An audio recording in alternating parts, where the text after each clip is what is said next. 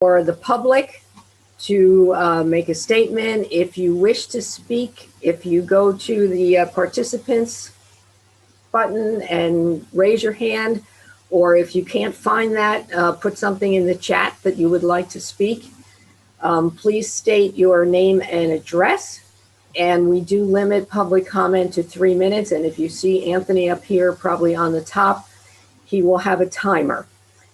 If you want to talk about Prospect Street, that we are probably not going to, it's set for a separate hearing, not this open session, but the Public Safety Committee has recommended that we do an engineering study and not move that ordinance forward. So we won't be dealing with that tonight.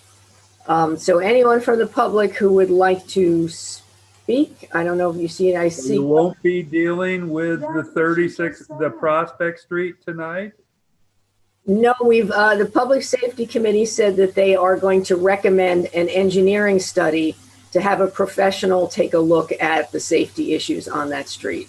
And how long do you expect that's going to take? Jeff, do you want to answer that?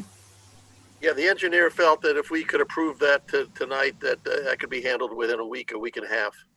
To approve the engineering study, yeah. No, he could complete the engineering study. Right, if we approve the study tonight. Correct. Can we just ask, like, why the ordinance is even up there at Prospect Street? I'm Brian McFarland. I live at 32 Prospect Street. Like, why is this even an ordinance now? We've heard no issues on this. We know of no accidents. So we're trying to figure out, like, why we have to go and sort of defend ourselves and our parking access. Well, actually, there have been multiple complaints and there have been some accidents, and it's also not in compliance with state law. So there are a number of issues related to that street. So those multiple complaints and those issues are far more than any other street, similar street in Bernardsville. And you've done that study, and statistical analysis has showed that this street stands out above all the others. Is that correct?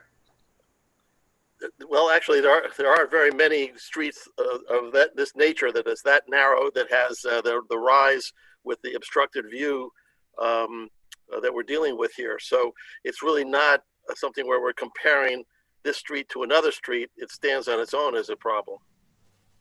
No. I just hope that you consider all the different possible options, and the engineer does as well, because no parking is just one of many, many, many options that would suit us all better.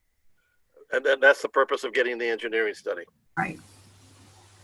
Has there been a discussion about the speed of it that's on that street? I mean, our street has been used as almost like a freeway for the past, since I've been living here now for 25 years. And that's been a major issue. And actually, the parking on the street helps to slow that down. So people are complaining that they have to slow down the street. That's a good thing for us. Yeah, absolutely. People travel way too fast on the street. Can I just ask members of the public, if people could provide their name and their address, it would be helpful, because it's hard for me as the conversation bounces back and forth between different people to know who's speaking. And if we knew who is speaking and what address you're speaking from, that would be helpful in recording notes for what you're saying. Sure. David Rampy, 36 Prospect Street.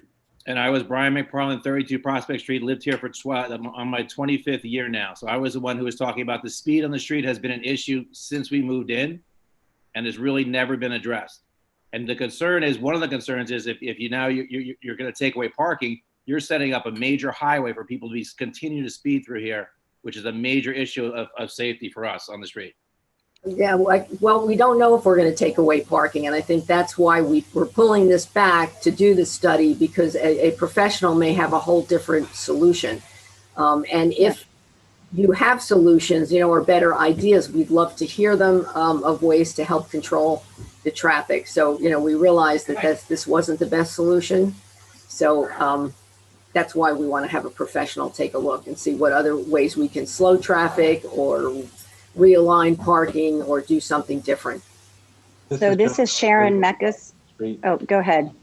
I would really like the council and for the Safety Commission to acknowledge that the hazard created on Prospect Street by the Blind Hill is not one of parking, it's one of motorist safety.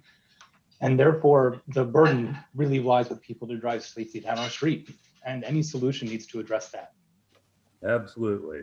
Who was that just spoke again? Sorry, this is John Gott at 31 Prospect Street. Okay. And this is Sharon Meckes. I'm at 44 Prospect Street at the very crest of the hill. I think there are many other solutions that could better address this problem. Simply a sign saying Blind Hill, 15 miles an hour would be one. And there's many, many others. A speed bump, a lower speed across the whole street. And I can't think of the other ones that I was thinking of, but I'll send them in. And I just wanted to say, I did send a note to Christine Zamara with some more information, but I'm extremely concerned about something like this devaluing the value of my property, because I would have no parking whatsoever because there's already no parking on the other side of the street. And who would buy my house then? No one. I second Sharon's. This is yeah, Samantha Ortiz at 34 Prospect. I also have the same concerns, as well as if you wanted to take away the parking, that would also upset other residents. We have no safe way to walk anywhere from there. We have no way to have guests. I don't know where we would even park. Further down the street, there's nowhere to park. There's several issues that making it a speedway is a major concern. A lot of us have small children, and more families with smaller children are moving in. All the houses on the street are, the property values are going up, and bringing it down, having it become a 45-mile-an-hour raceway with no parking for any guests is not making it a family neighborhood whatsoever. Not to mention that we have people who come and cut our lawns and do various gardening and lawn work. Where are they going to park? They have big, long trucks with big trailers. What are they supposed to do? They can't fit into our driveways. So shall we just fire all of those people and have the economy go down even further? Yeah, maybe. David, what is your address? 36 Prospect Street, second time. Oh, sorry. This is Liz Roos at 40 Prospect. We've only been here for about 2 years now, but we're also right on the hill at the blind spot and have never felt that blind spot was any danger to us, or never had any issue pulling out of our driveway, but are also concerned that people will fly down that road a lot faster if it becomes just an open road for people to drive through, and if all the same concerns that everyone else has expressed. Yeah, and there's also some comments in the chat, so thank you for sharing those. And any other ideas or suggestions on that would be welcome. So you can either email them to Councilman Hammond, who is the head of the Public Safety Committee, and I know he'll be working on that with the police and the engineer. Hi, this is Jose Ortiz from 34 Prospect. I had a quick question regarding where is this deriving from, and what concern was raised to bring this up at a town council meeting?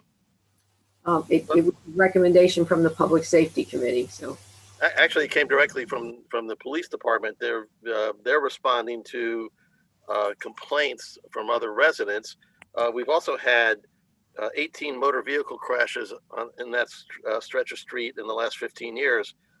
5 of them involving parked cars. And so it has been a problem. We're also stuck and sympathetic. Please don't get me wrong. We're sympathetic to the concerns because of the layout of that particular street and the housing there.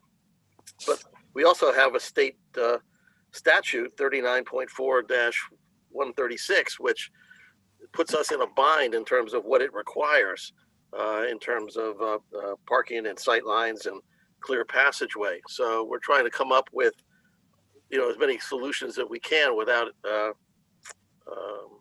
encumbering people unnecessarily.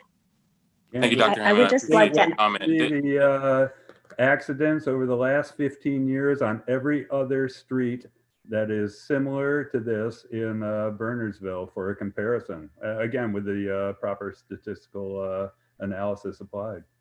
Again, let me just say there aren't all that many streets that are similar to this particular street in terms of how narrow it is, having the rise, and the lack of sidewalks, et cetera, et cetera.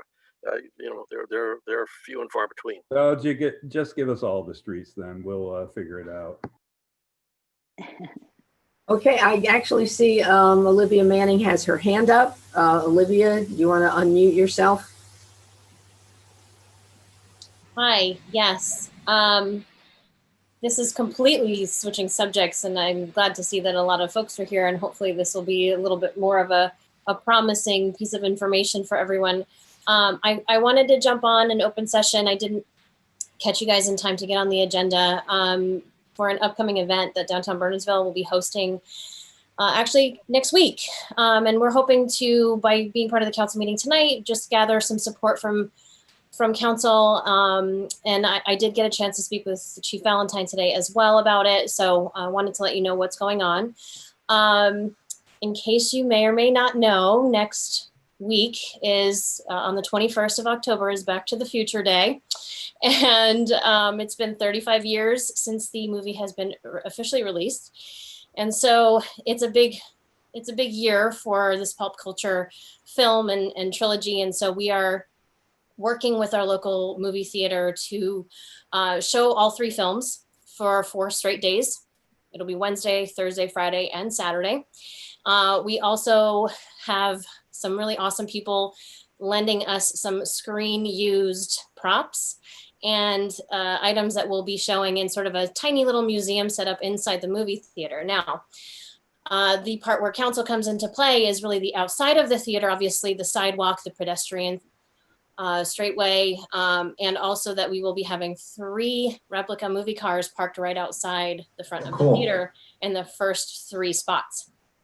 And I don't mind sharing with everyone, yes, it is our time machine that many people have seen around town, but we also have the white van that Mayor Goldie Wilson had running around town saying, vote for Mayor Goldie Wilson. We have the megaphones and everything on there, all the posters, and we also have Marty's Toyota pickup truck that will be parked out front. And those will only be parked out front 2 of the 4 days, the Wednesday and the Saturday.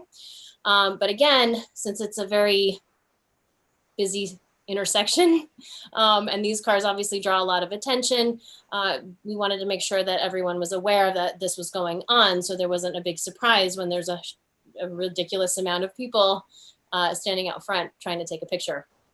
As of right now, Chief Valentine directed me to connect with the state. I have sent them I guess a map of sorts to highlight what we are hoping to try to do to crowd control a little bit. And that would be to split the sidewalk pretty much right down the middle with some sort of stanchion separation. And that would allow folks that have come to the event to be closest to the vehicles, to pass through gradually, take photos with them, and then come back around and then walk inside the theater to view whatever film they chose to view. There will be 3 movie times for each of the films on all 4 days. So there's quite a bit going on. And the people who are attending the event are purchasing what we're calling a time pass. We are not officially calling it a ticket of any kind because this is not this is a nonprofit organization. This is not something that we are going to be working with any of the production studios for. So we are just trying to make sure that it is a donated fee to enter and view the movie and experience all of these fun things. So that being said, again, we're working with the state. So hopefully, they will come back with us to give us any additional guidelines, but I'm opening the floor to questions that you guys have and any other information I may have left out that I'm not thinking of at this moment in time that we may have thought about or not. I think what you need from us is, because there's limited time on those parking spots, is for us to give you permission to extend the parking hours for those 3 spots. I believe that's something the chief mentioned to me today. I think because I don't know if it's 4-hour parking or whatever. So if it is 4 hours, then we won't need the time extended. The vehicles will be parked there from probably about 3:15 until around 9 p.m. So we won't need a lot of time. They're not going to stay there all night or all day long or any of that. It'll just be during the film showing times. The first film will begin at 4 o'clock. And then there'll be another showing at, I believe, 6:30 and 9 o'clock. So there'll be, in between, there'll be about a 30-minute window that we're asking folks to arrive before the movie starts to allow for the social distancing aspect of herding everyone into a line and then allowing everyone to see the cars and also the prop pieces and so forth inside the theater before then going to their seats. The concessions will be there, all the usual movie elements will be obviously associated. There are quite a bit of guidelines. I obviously, the capacity of the actual theater itself is at 25%. It's maximum 80 people within the 3 viewing rooms. So we also will be having the main theater. Folks will exit out the emergency exit doors towards the back of the theater rather than getting folks coming back through to exit while more people are coming in. So we're trying to consider the flow of people in and out of the theater for each showtime. So we don't have 100 people in this small lobby with people coming in and going out. So hopefully that's going to help with that aspect. I think it's a great idea, and I applaud anything that helps keep our movie theater alive. What are the dates again? The 21st, 22nd, 23rd, and 24th. Of October? 22nd and 23rd are just inside the theater. It's just the movie props and the films, nothing crazy going on outside. And then the Back to the Future Day, it's called, is on the 21st. So we anticipate a little bit of activity on that day. So we'll have cars out there on Wednesday and then again on Saturday. Since Saturday is a busy day for everyone to be able to go out. Since there are a limited number of passes, how do people get them? It is available online, downtownburnsville.com/events. We are requesting that folks purchase them online if possible. If we find that there's a lot of space available, then we will have them available at the door, but we may close that off if need be, obviously to manage quality, not quality control, people control, making sure that, we don't have more than we need, or there's, a decent amount of folks in each theater. Thank you, Olivia. I mean, it sounds terrific, and thank you for organizing this whole thing. Yeah, it'll be fun. I see Harvey's on here too, so thank you for working with everybody to make this happen. We want the theater to be busy. Yes, and Harvey, I don't know if he wants to say a few words, but he's been amazing through this whole process and allowing us the opportunity to do this and using the theater and working with him. We're trying to get that theater back on the map here. And, if it may not be for regular movies moving forward, because who knows what the theater industry or what the actual movie industry is doing, it'll definitely be for something else. But we are working hard to try to save that theater and make sure it doesn't go away. Great. Harvey, did you want to comment or not? Oh, you have to unmute yourself. You're on mute. The little microphone with a slash through it. There you go. Can you hear me now? Yes. All right.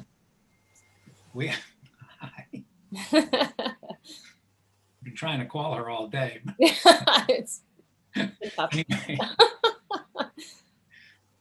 Anyway, we hope that everybody will come to this event. I mean, it's going to be a lot of fun. We're trying to do fun things at the theater to generate some activity in the downtown before any revitalization is done. And this is one of those fun activities where I think everybody can just come out and enjoy themselves. So we hope that we can get everybody's cooperation on the council for all the things that we need to make this happen and just go smoothly. So thank you. Okay. Thank you. So what do you need from us other than? Well, permission on the parking for the cars. Right. And, just for the police to look the other way. My conversation with Kevin today was actually very informative and helpful. So the looking the other way is not necessarily part of the equation. It's more it's getting them on board and supporting. And I think we have that already.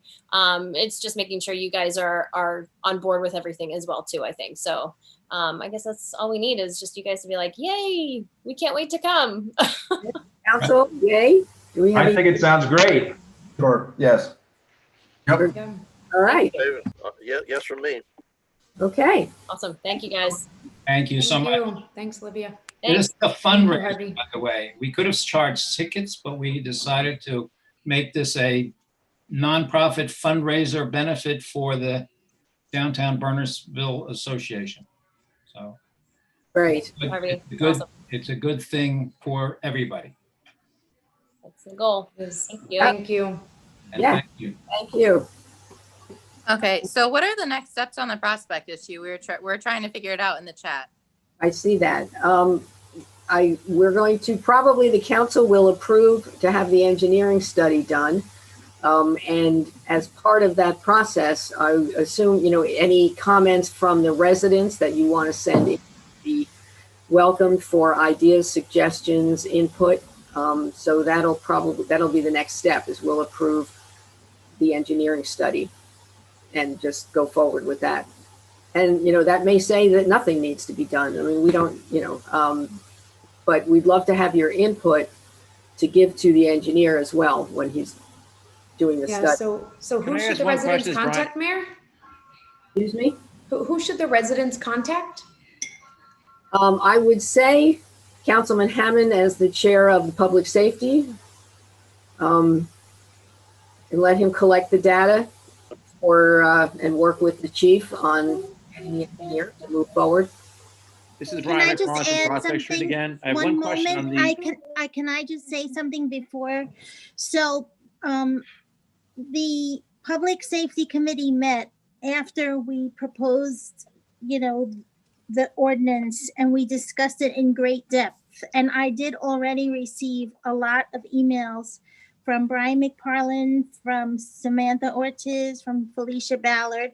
So you don't have to send them again. I've responded to you, or I've forwarded to the rest of the committee for us to review. And that's where we came to the decision. So tonight on the agenda, you do see the ordinance. It's ordinance 2020-1855. That ordinance will not be moving forward this evening. What will be moving forward is an investment. The investment is to try to find ways to mitigate the speeding issue, because we did, understand, and Chief, you can interrupt me, or Dr. Hammond, you can as well, that if we can address the speeding first, then maybe we won't have any, we won't have to do any other parking changes. So while we did also discover, and the police department has been looking at this closely, is that there is a state statute that requires there be 15 feet when you go around a car. However,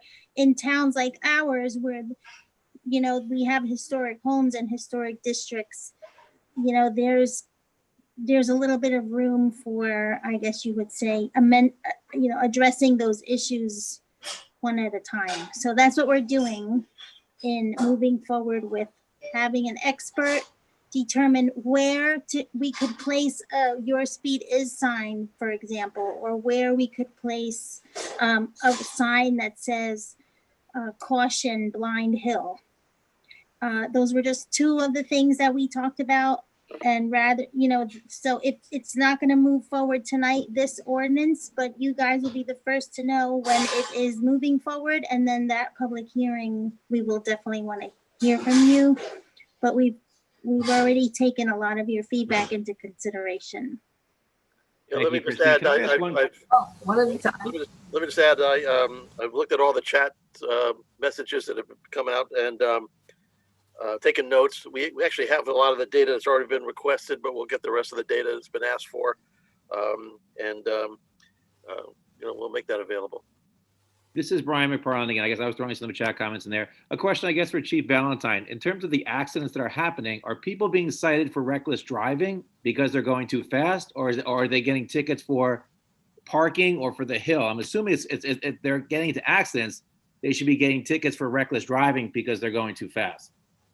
Well, that's an assumption. That's a real far reach, Brian, because every accident's an individual event. It has different contributing circumstances. Everyone is treated on its own merits, and so to say that everybody should be getting a reckless driving ticket, quite frankly, is ridiculous. No, I'm not saying that. I'm saying what were they given? Were they given any tickets, or are there no tickets for these 18 accidents over the 15 years? Were there no tickets given? I'm asking what was given, or nothing.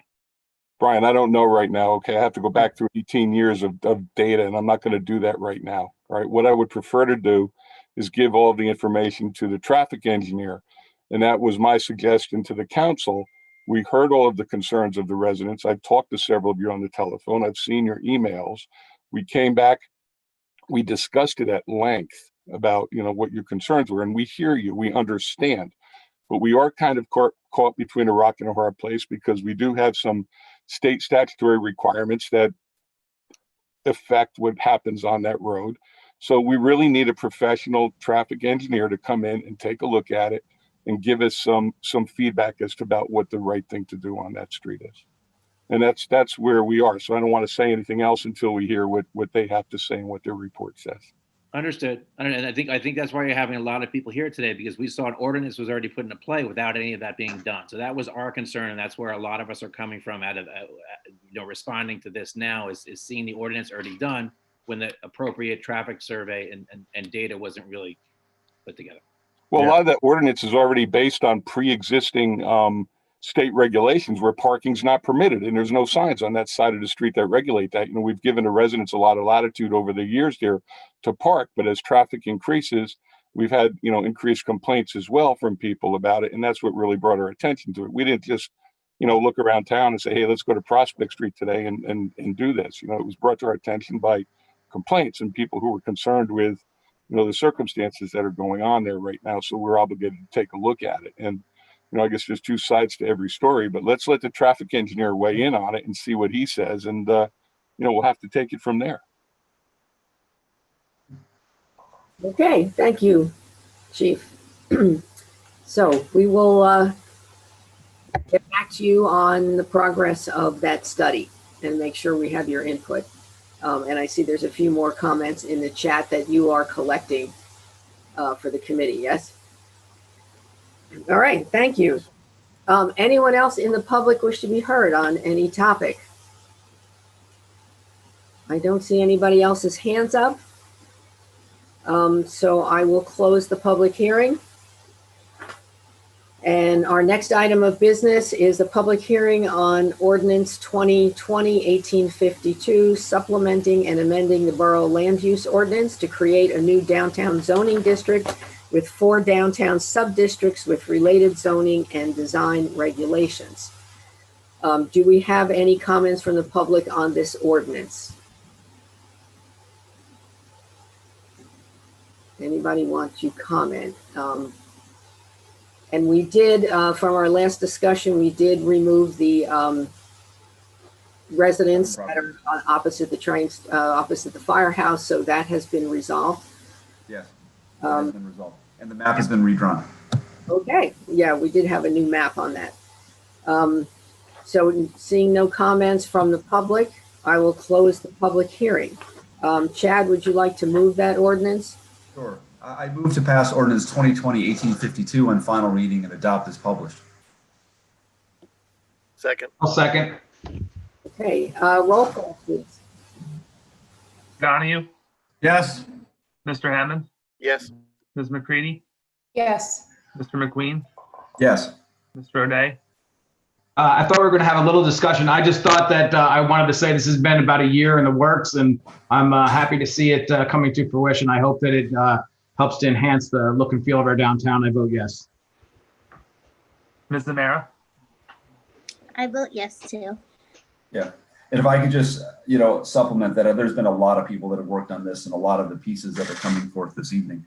So, I mean, I know there's not time to mention everyone, but there's a whole lot of thank yous to go around. Yeah, and also, you know, thank you to the planning board for their quick review and getting us, you know, the letter so that we could keep this moving forward, and for all their comments and feedback as well. Okay, next, I'm going to open the public hearing on Ordinance 2020-1854, Ordinance Borough of Bernardsville, County of Somerset, New Jersey, adopting the redevelopment plan for Block 70, Lots 1, 2, 3, 4, 5, 6, 6.01, 6.02, 6.03, 6.04, 6.05, 6.06, 6.07, and 6.08. Block 71, Lots 4, 5, 5.01, 6, 7, 8, 9, 10, 11, 12, and 13, and the Quimby Lane right-of-way is shown on the official tax map of the Borough of Bernardsville pursuant to the local redevelopment and housing law, NJSA 40A:12A-1 et sec, Quimby Lane. Would anyone from the public wish to be heard on the redevelopment plan for Quimby Lane? I would. Who was that? Mary Thompson. Okay. I have one comment only.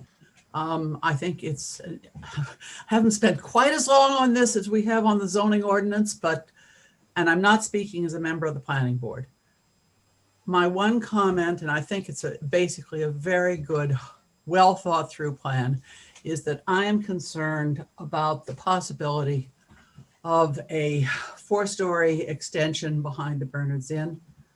The Bernards Inn is already a pretty bulky building, and I think that adding a 4-story building immediately behind it would overshadow Route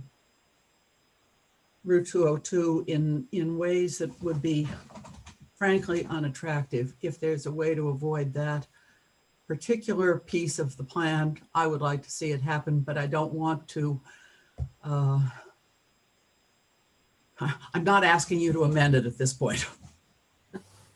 Okay, thank you, Terry. I see Paul Sedlak also has his hand up. Paul?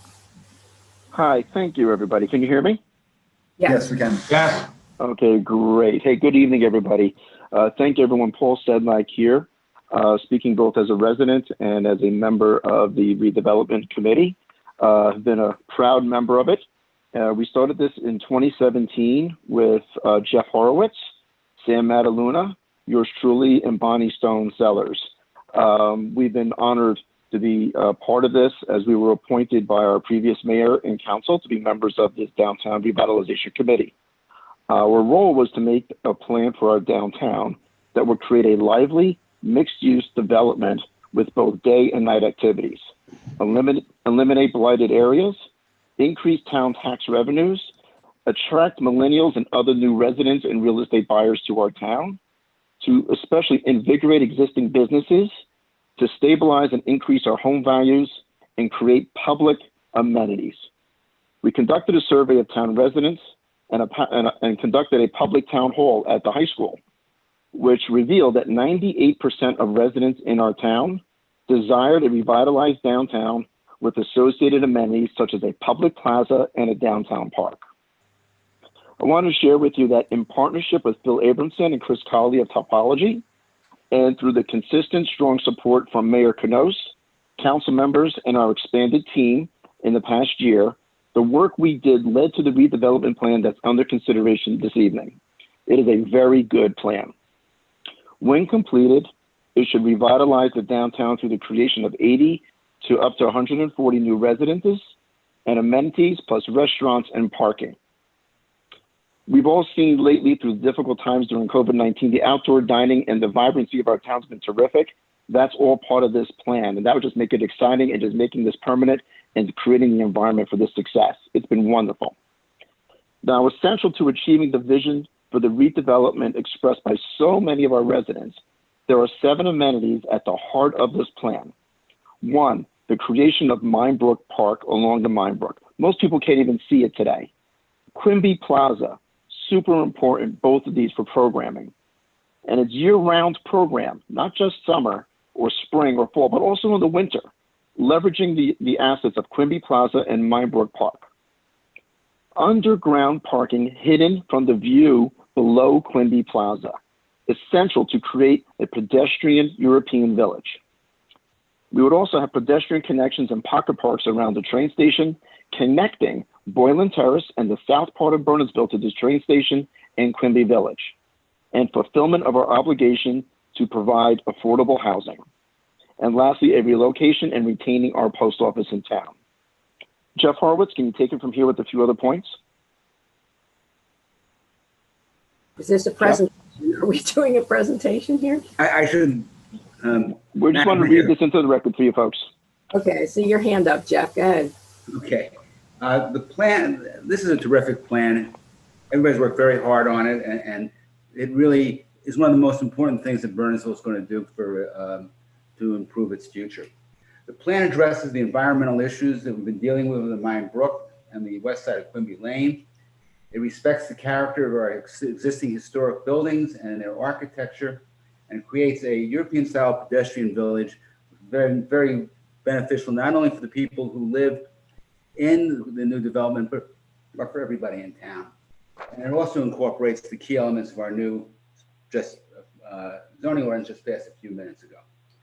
However, there are a couple of things that we'd like to ask council to consider as it's implementing this plan. Our residents have been waiting a long time for this program, and we think council should act decisively as soon as possible, potentially tonight, to set up a schedule for the issuance of an RFP, for the consideration of the RFP, and a target date for completion. We think that the best way of getting this thing done, the council should really endeavor to effect this plan through a single master developer, public transparency, and enter into a redevelopment agreement as soon as possible. That we, in the RFP, we set up transparent criteria for the selection of the proposed design. It's important to us that the highest ratings be provided to developments whose bids address the several key points of the plan that we think need improvement. First, the size of Quimby Village, while it's set at 10,000 square feet, only a certain amount of that is from the lot 1, and therefore it depends on the contribution of additional property by other by neighboring property owners, which we think is unlikely to happen. Points should be given and heavy consideration given to a developer who can use the space on the current postal office site for the development of Quimby Plaza. The other thing is that Quimby Village should be treated, all sites should be treated fairly on the height issue. Terry raised this issue, but the provision of a 4-story building adjacent to and towering over our historic treasure is architecturally unsound. The hotel parcel provides no benefit to the public in terms of the amenities or affordable housing, and should not receive a bonus above the other summary areas. The RFP should provide consistent height restrictions for all areas, and 3 stories should be advocated. Thank you, Jeff. I see Sam Mataluna has his hand up. Can I ask a question from Jeff Horowitz before we move on? Because I'm a little confused. Are you arguing against that height of 4 stories, Jeff? I think what we ought to do is we ought to insist that if somebody gets the advantage of the 4 stories in your setting up the proposal, that that you make a contribution that's proportionate to that in terms of contributing space to Quimby Plaza, affordable housing. Right now, the property owner develops that, gets only gets the advantages, but doesn't have any real responsibilities that he assumes for the benefit of the town. Well, then, I mean, because I'm confused here because this is your plan. So why wasn't that written into the plan? Well, let's get the RFP return before we start discussing the RFP returns. No, what that would be part of the agreement you would negotiate with the developer. Exactly. That's when that would come into play. And there'll be ample public comment on that for sure. Yeah. Okay, Sam, you wanted to speak? Yes. Sam Mataluna, 160 Old Army Road, Bernardsville. I think that the train station, pedestrian amenities, post office, relocation, and year-round programming needs to be provided. These amenities were incorporated into the plan's vision because they assure that the redevelopment benefits everyone in town. Yet the plan does not mandate these as part of the project. If the council does not state its intent that these amenities are to be part of the project, developers will not offer them in their hopes of residents of our borough will be disappointed. The RFP should state the provisions of all amenities is as a prime developer selection criteria. That's it. Thank you, Sam. Okay, you're welcome. I saw somebody else's hand up. Bonnie Sellers. Okay, hi, Bonnie Sellers, 140 Post Kennel Road. I'm just gonna finish what the other three guys started with one last point. I just want to clarify, we're all enormously in favor of the plan. It's terrific. We're not suggesting any changes to the plan, but in consultation with topology, we wanted to discuss with council the idea that the request for proposal would weigh highly certain points that are in the plan. And that's what we're talking about today. We want to bring to council's attention that there are 3 or 4 points we think are really important, and we want to bring those to the council's attention for inclusion in the request for proposal as highly rated points, not to change the plan itself. So this approach is something that topology suggested that we use when we're discussing these points. The last point that we want to mention is our request that the council select a master redeveloper for the entire site. The plan already states a strong preference for a master redeveloper responsible for the entire project, potentially working with other developers on individual sites to maximize the potential for an integrated design and an efficient delivery of the project. So this feature to us is key because the master developer will, 1, enable coordination of all the public and private work. 2, he will create really importantly needed accountability to the provision of the amenities which Paul listed without compromise. 3, it will enable underground hidden parking to be constructed pursuant to a sharing arrangement for all buildings. Without this sharing arrangement, it seems very difficult to get underground parking. And 4, a master developer will create the economics for the acquisitions of all properties within the zone of the plan. So we strongly recommend and urge that councils proceed with an accountable master developer and not a series of individual developers who do not protect the integrity of the plan and its benefits, and that you make this a strong preference in the RFP.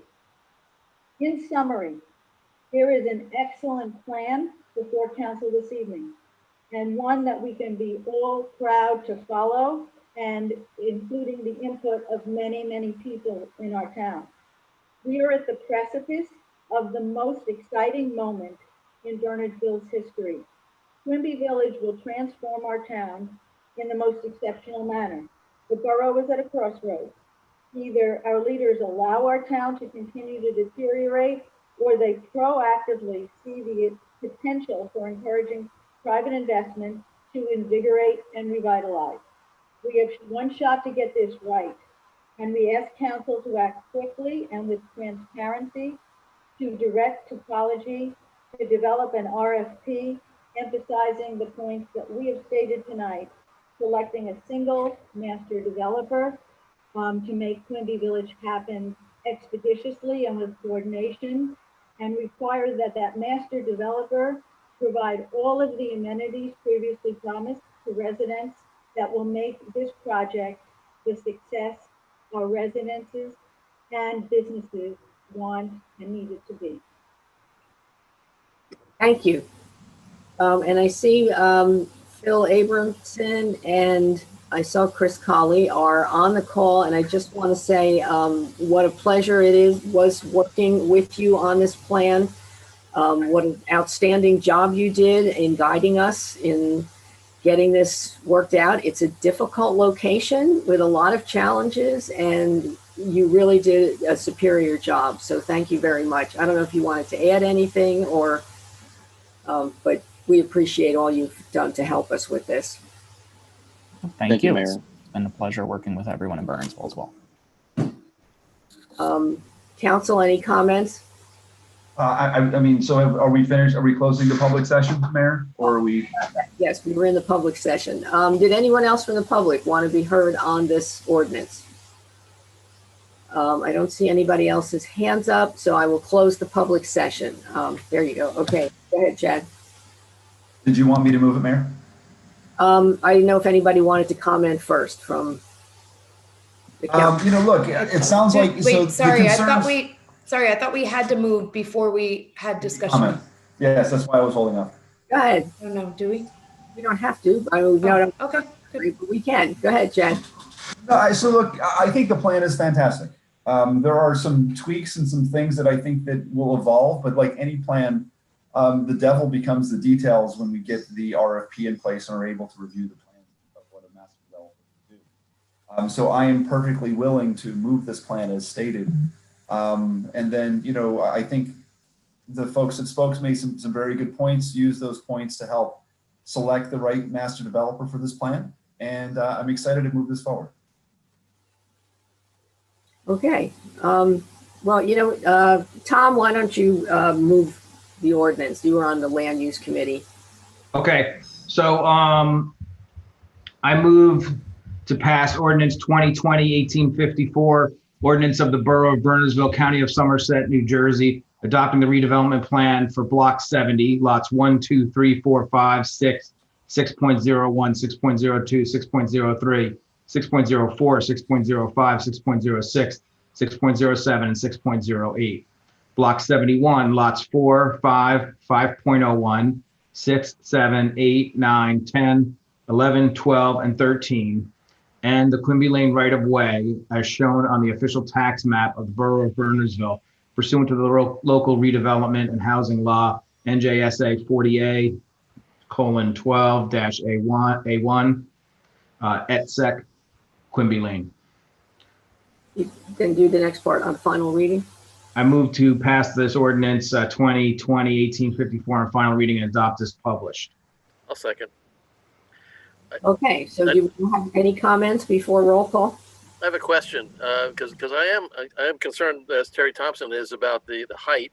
Although after having had several conversations with Chris Colley, I feel a little bit more comfortable about that. It's not on the street, which I think will help. But and I'm also mindful of Sam Mataluna's comments about the train amenities. So the question I have is, who writes the RFP? And because it seems to me that's what's going to be one of the major controlling factors here that we get what we want. Who writes the RFP, and does the council have final approval of all that before it gets issued?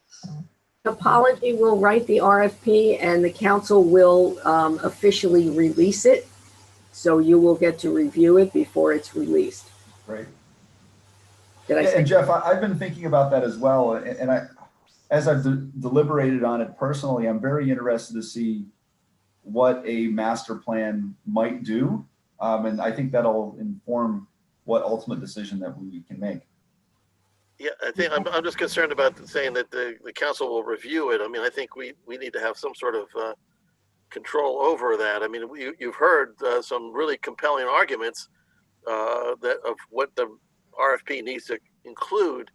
How do we want to ensure that those get included? I was under the impression it was review and comment, Jeff. Is that not the case, Mayor? Yeah. And a lot of the items they brought up are included they're all in the plan. So when we did the first RFP, it was a very big RFP. It was very long and with a lot of information because we had nothing. Now we have a plan that includes all those amenities, the public area. And so the RFP is not going to be as involved as it was the first time. It'll hit the key points. And Chris, maybe you want to address how you do the RFP process? Well, but I've heard from Sam Manaluna that at least if I heard it correctly, that the train station amenities were not required under the plan. No, they are not. So we would want at least I would want the RFP to require it. Well, you can if the plan doesn't. Mayor, can I? Go ahead, Chris. Can I interject for a minute? So I think what's been said about the RFP is all accurate and good, right? I mean, the purpose of this project is to get some pretty significant public benefits for the borough, above all, right? And the RFP should heavily weight the provision of those public benefits, period, right? In terms of the train station and the those couple of other, so we're talking about the train station improvements, the Boylan Terrace improvements.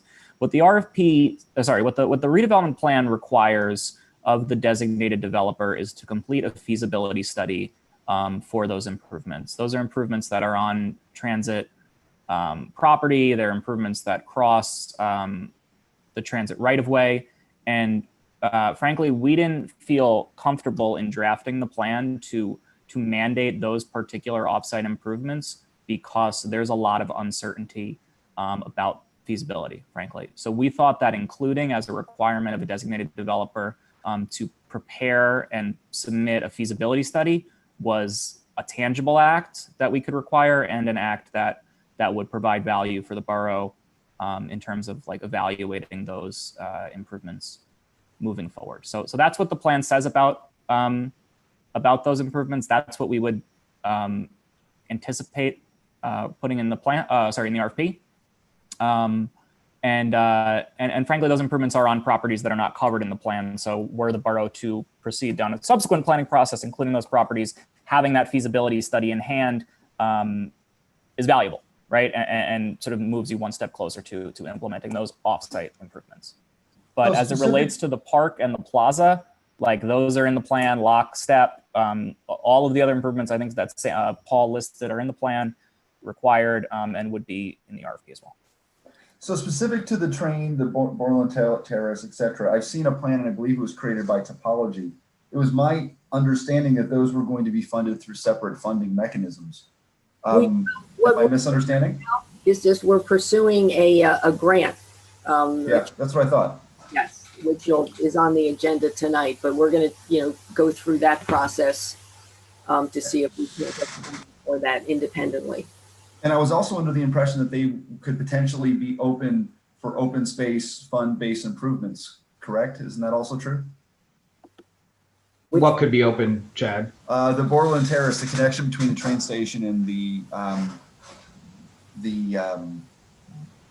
my mind just went blank. Sorry, I haven't slept. Yeah, well, I don't think we would be precluded from using open space, but Yes. I don't think we've got an eye towards a particular purchase right now. And the reason I'm mentioning this is because I never considered them to be part of it. I thought we had a different plan for that, but I'm willing to consider it.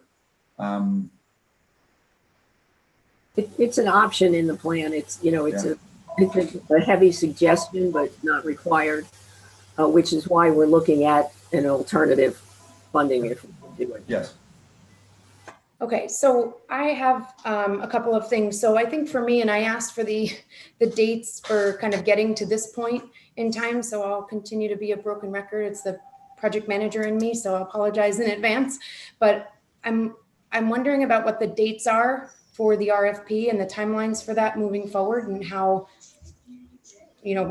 what the timing is. And I'm wondering if that RFP is going to be council approved as well. I think what we're doing, and I checked with Jack and Joe DeMarco, who's our redevelopment attorney. And once we approve the ordinance, there is a 45-day appeal period. Is that right? During which time we can work on the RFP and then release it when those 45 days are up. And then so that what we're going to have on the next meeting is the release of the RFP for the Audi dealership. So that'll be in your next packet. And that's a very simple 2-page document. And we'll have a resolution to release that. So that'll go out next week or at our next meeting, after our next meeting. And then this one, the RFP, will have those 45 days before we can release it, so we can get it done and get it to say what we want it to say. Okay, so 2 other questions. And so one, does that mean that we'll hope to look at it at a council meeting prior to the end of the year? The RFP? Yeah. And the RFP will in fact come to council and we have to approve it as a council before it goes out? Yes. Okay.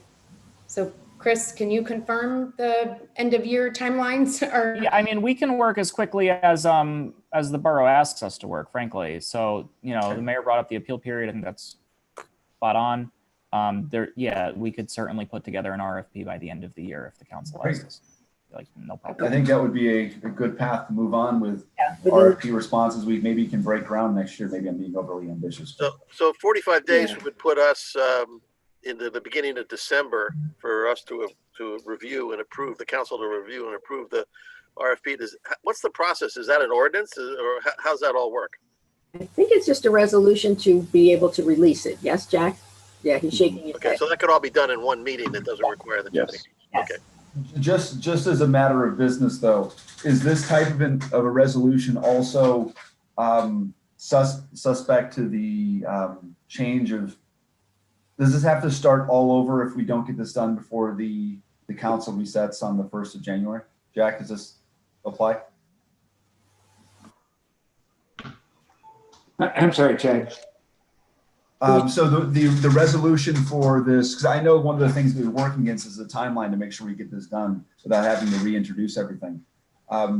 So long as we get this done by December 31st, is that sufficient, or can this go into January? I prefer it not, but I want to make sure that we're clear. It could go into January because it would be a new resolution.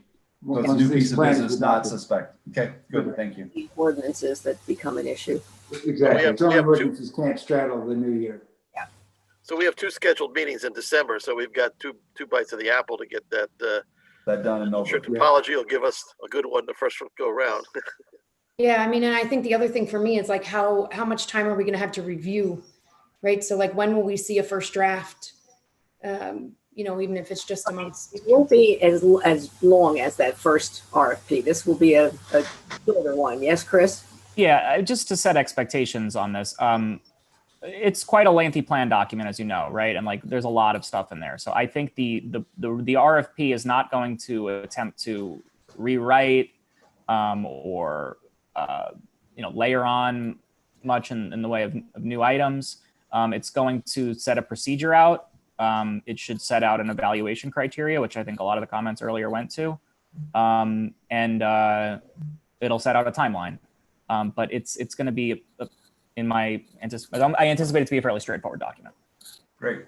Yeah. I mean, I guess I'm just concerned because I think, as both Councilman Hammond and McQueen have noted, that some of the other comments that I wrote down here was that we really do need a solid plan moving forward. And planning is planning, and it's great when you have a solid plan, but you also have to rely on execution. So when executing and the devil's in the details, the RFP is really going to have some of that. And I just want to make sure that we're making sure that all of the key aspects are included. So I just want to make sure that we've got like 2 of the things for me is, one, I'm with the stories as well, with the 3 stories versus the 4 stories that both Terry and Councilman Hammond brought up. I'm not a big fan of that personally. And in addition, I think that from a master developer perspective, these are 2 key points for me where I think if you don't have one person in charge, you don't have anyone in charge. I've learned that through all of my years in my normal job, and accountability is of utmost importance. And so I think that having a master developer is going to be really key for that. And so I want to make sure that, the way that we write the RFP is in that vein as well. Okay. Anyone else from the council have questions, comments while we have Chris here? Or are we good? We ready? Yeah.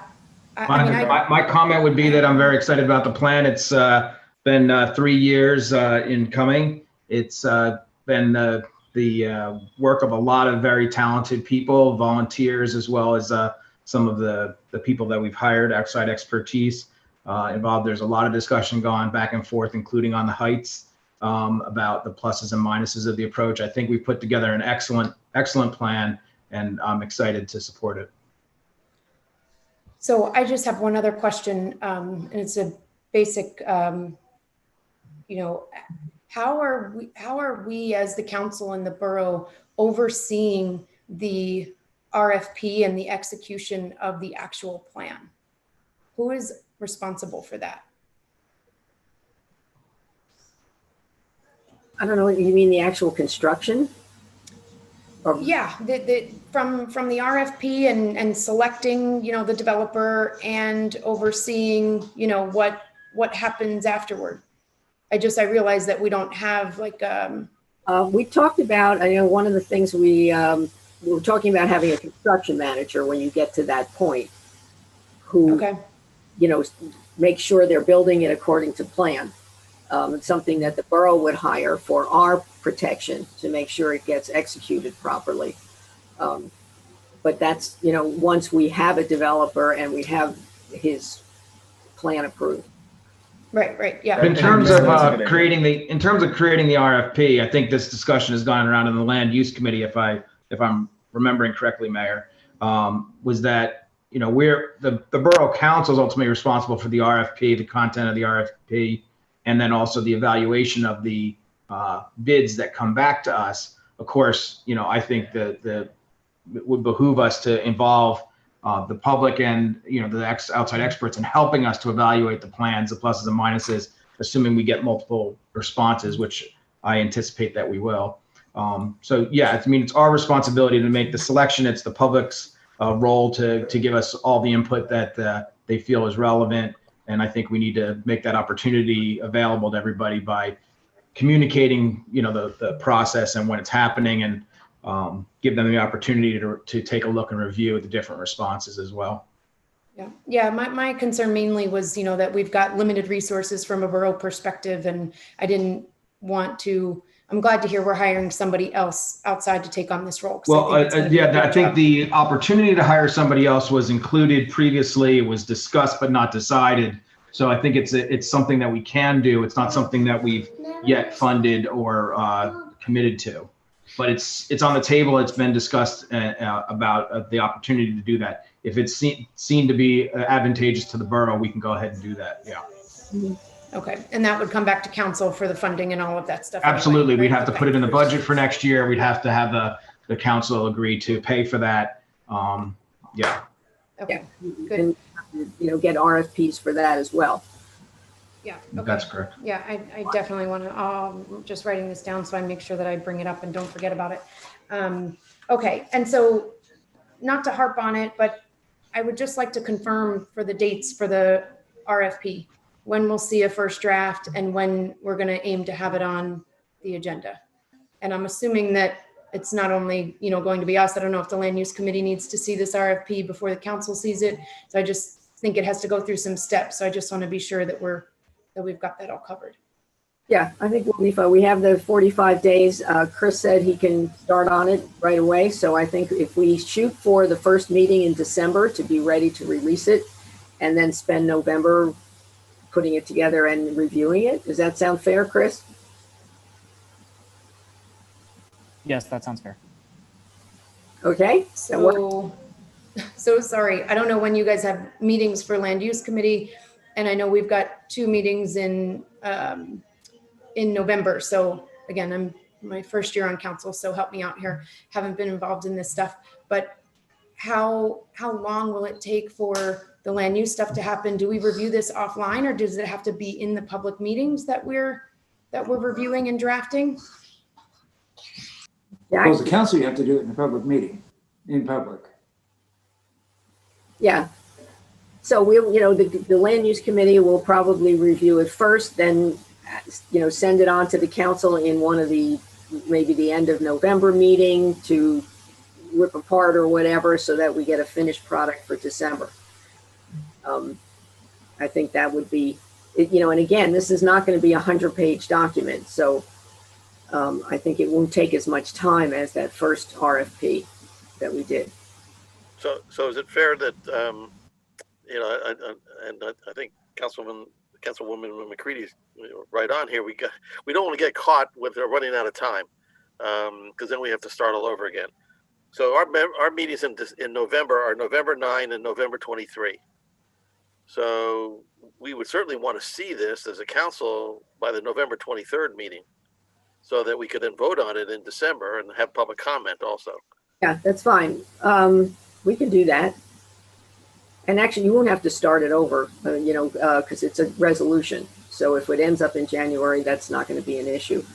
But if we can shoot for the second meeting in November, that we would be reviewing it and then get it on the agenda for the first meeting in December, I think that's more than doable. It gives us plenty of time for land use to review it, for Chris to put it together. I think that sounds like a fair schedule. Yeah, so when is the land use meeting? Do you guys meet monthly or? We have, Yeah. Yeah, The meeting was tonight, right? it's supposed to be tonight. We meet the second Tuesday. Second Tuesday. I think we okay. just schedule one, Mayor. We just add one to the agenda, right? I mean, we don't have to wait to the next scheduled meeting, right? We can do it when it's ready. Call a meeting whenever we want to have a meeting. Yeah. We've got plenty to do that. It's not an official council meeting, council committee that we have to have a specific date and time and have it pre-published and everything. So yeah. Okay. Yeah, I was just trying to work through what your normal calendar is, but either way, it sounds like, I don't know if it probably would need to be a special meeting because the 17th would be too late to present it on the 23rd. Okay. Okay. Can we have a roll call, please? Ms. Amara, Yes. Mr. O'Day, Yes. Mr. McQueen, Yes. Ms. McCready, Yes. Mr. Hammond, Yes. Mr. Donahue. Yes. Okay, thank you so much. And again, as Councilman O'Day said, thank you to all the volunteers, the professionals, and everyone that got us to this point. It's been a long time coming, and we got a plan, so that's exciting. Yeah, Mayor. Very I think exciting. This calls for a round of Thank you, applause, everyone. right? Thank you. Really well done. It's a lot of work for a lot of people, so thank you. 3 years plus in Good the job. making. Thank you. All right, moving along. We're not having the public hearing on ordinance 2020-1855. Jack, you had recommended we just move and. You can do one of two things. You can either vote to continue the public hearing until a date certain, or you could just vote down the ordinance and start from scratch. It may be cleaner in this case because it's a fairly simple ordinance to just vote it down. And once the engineering study comes back, to start from scratch and reintroduce it. Well, Okay. we don't even need to vote if it's not moved and seconded, then it just That's dies. right. It dies on the vine. That's right. So just let it go. Yep. Okay. But while we're on the subject, would this be the appropriate time to essentially make a resolution that we approve the $550 for the traffic study engineer? Yes. Okay.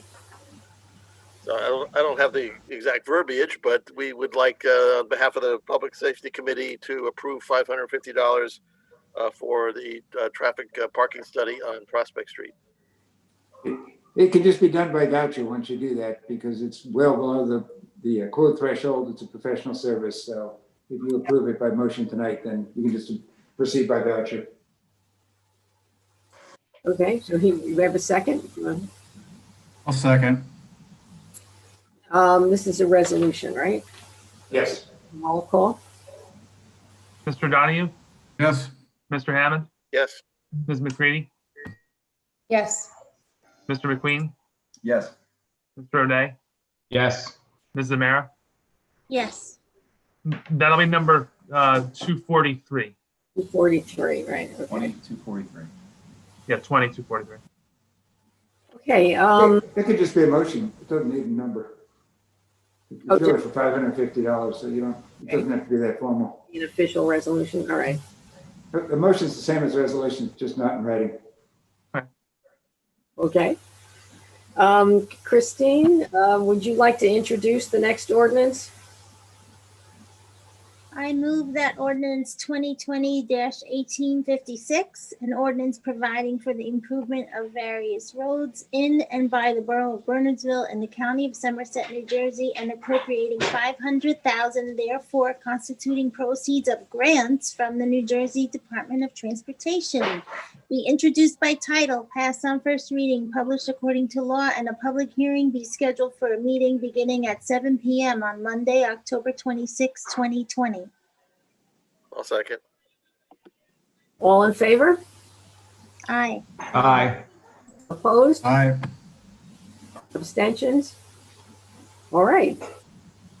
We'll have the public hearing at the next meeting. This next ordinance, Actually, this came out of a conversation Gina and I had and maybe I got this wrong, but I thought that when we put forward the referendum to use the 100% of the interest for recreation and open space programs, that a portion of that would be set aside towards the replacement of the turf field at some point in the future. I'm not sure if that was the understanding of the council, but I thought it was. So we asked about whether we had the reserve set up, which we do. There is a reserve. There is $8,000 in it from fees from last year, which is where any fees collected will go. So my question in putting this ordinance out was, is it the council's wish that we put aside a certain amount of money, and we would have to do this each year. It has to be a new resolution every year for a certain amount of money to make sure we have a good reserve to replace this at some point in the future. So that's why it's on the agenda. But it's open for discussion if this is not the time to do it or there's a better way to do it. Anybody, any comments? I think it's a prudent thing to do. The number, the amount of money was left blank in the proposed language, so that's something that I'd be concerned about. But you need to assert that. No, we need to decide on that. That's the question. The question I have is the money that's in the reserve. What kind of interest does that gain? I mean, because it's going to be there for 8, maybe 10 years, maybe longer. Yeah. So how is that going to potentially grow? Not a lot. We need Ralph here, and he's not here. That I couldn't answer. I have a general answer, which is that we've gone out and to try and get competitive rates for the monies that we have set aside. I don't know the exact rate that we're able to get, but it's it's not a huge number, but it's better than 0 point something. Yeah, I think we need to we're going to have to reserve to supplement any fee revenue. But as far as doing it now, I'd prefer to wait till Brandstetter. Yeah, we have to look at the big picture. Just so we can have a more rather than piecemealing all these things. Without I understand the need to do this because it's got to be replaced, but I think it's a little bit premature. I think I'd rather have a big picture and have it a part of it than piecemealing this and that and find we're just chipping away at what was our revenues for these things. That's my 2 cents, at least. Okay, thank you. Yeah, I'd like to know a projection, and I realize this was a difficult year because of COVID, but I think we have to take into account if we're talking about what we're going to dip into our funds for the set aside, how much we could reasonably project for fees from non-borough people using the fields. Yeah, so I'd want to know that number too. Yeah, I think that's an important point that both of you make. Look, we have a master plan that's in development that hopefully we will have soon.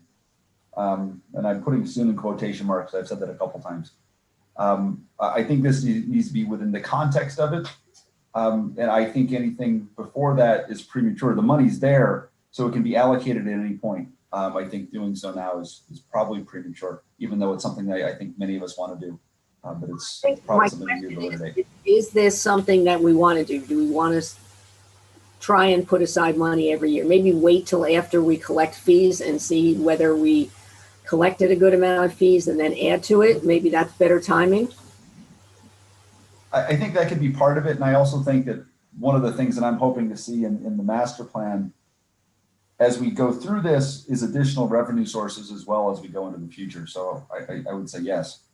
I think what Gene and I didn't want was for us not to remember that we need to be putting money aside, that there is a reserve and we need to kind of put it there. Every budget meeting we have, that's always one of the items. It's always, remember we call these conversations, it's always top of our list. We're always thinking about it, but now we have more ways to approach it than we did in previous years. Okay, so let's just let this one die, but please let's not forget it.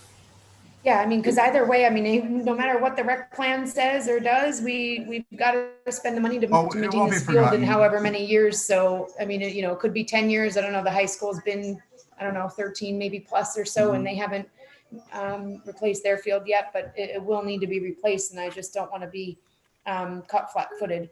And Regina, would you put it aside now or would you wait? I'm just asking. I was thinking about all the different options that were there. I mean, I kind of like the idea to see like what did we raise through the year, and then set aside the difference to make sure that we're getting to that point. Because I don't want to set aside a whole bunch of money and then we end up raising more, and now we've got, too much kind of in a reserve for the field. But I mean, I guess it would just be a resolution to move it back out into something else. But Or just do it retrospectively at budget time. Look back. What was our revenue? Here's what we should have done.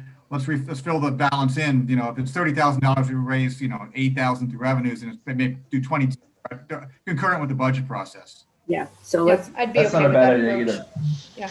Yep, So- that's not a bad idea either. Jen. Budget process to remember the fund, the reserve. Yeah, and also as part of that process next year, I know that we're going to get into budgeting soon. I would like to see revenue plans for various departments, and that will inform that decision too. So. Yeah. Okay. So I think that's a good idea, John. can we just let it die by not introducing it? Yeah, just not introduced. Okay. Chad, this is zoning. Would you like to move the next one?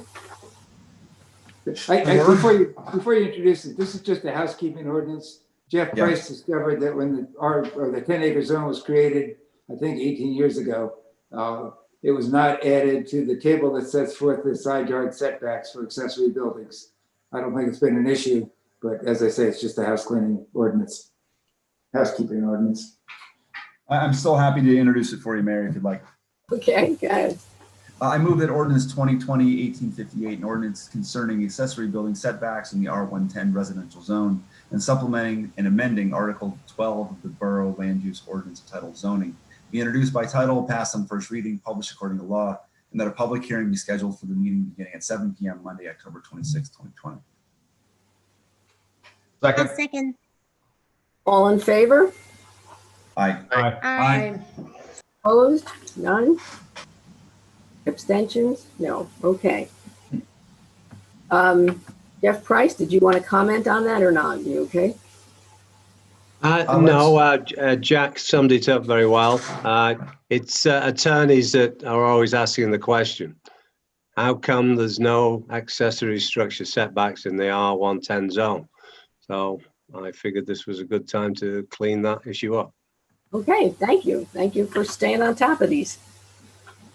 You're welcome. Now we're on resolutions. We have 2235 through 2242. Are there any that we want to discuss separately?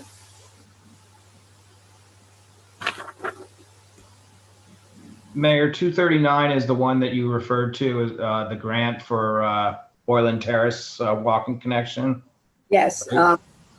We're applying to the it's the New Jersey Department. It's called the Transportation Alternatives Program, which is anywhere from I think 100,000 to $1 million in grants that they give out per grant. So Doug and Bob Brightly and I we were out at the train station looking at where we think that could work, and Bob's going to do some rough concept plans so that we can submit the grant.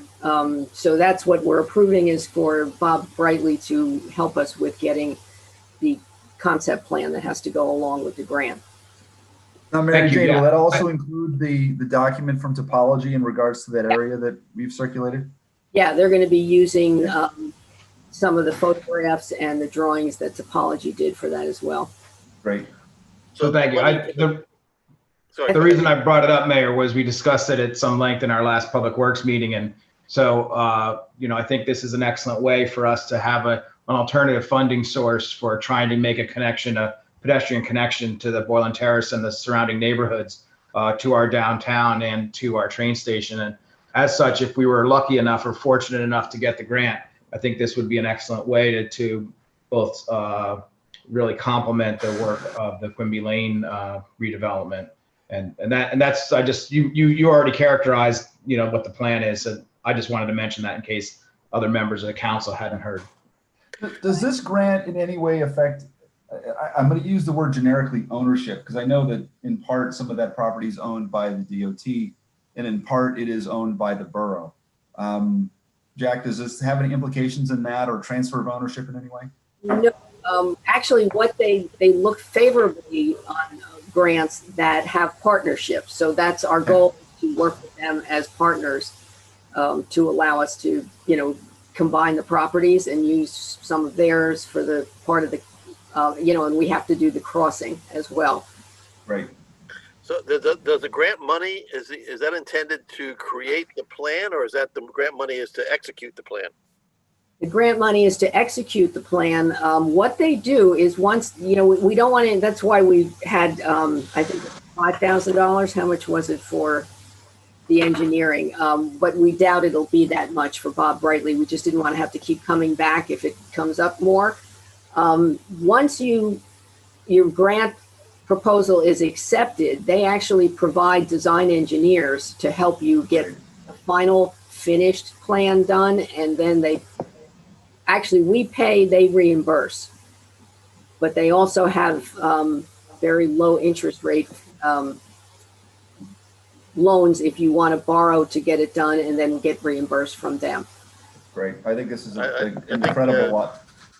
I was really excited when Doug Walker brought this forward in our Public Works meeting. I thought it was a really beneficial way for us to approach this, and I see no downside to it unless somebody says no to us.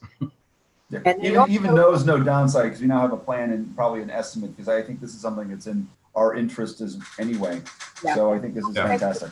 On having a complete streets policy, which we do, you get extra points for that.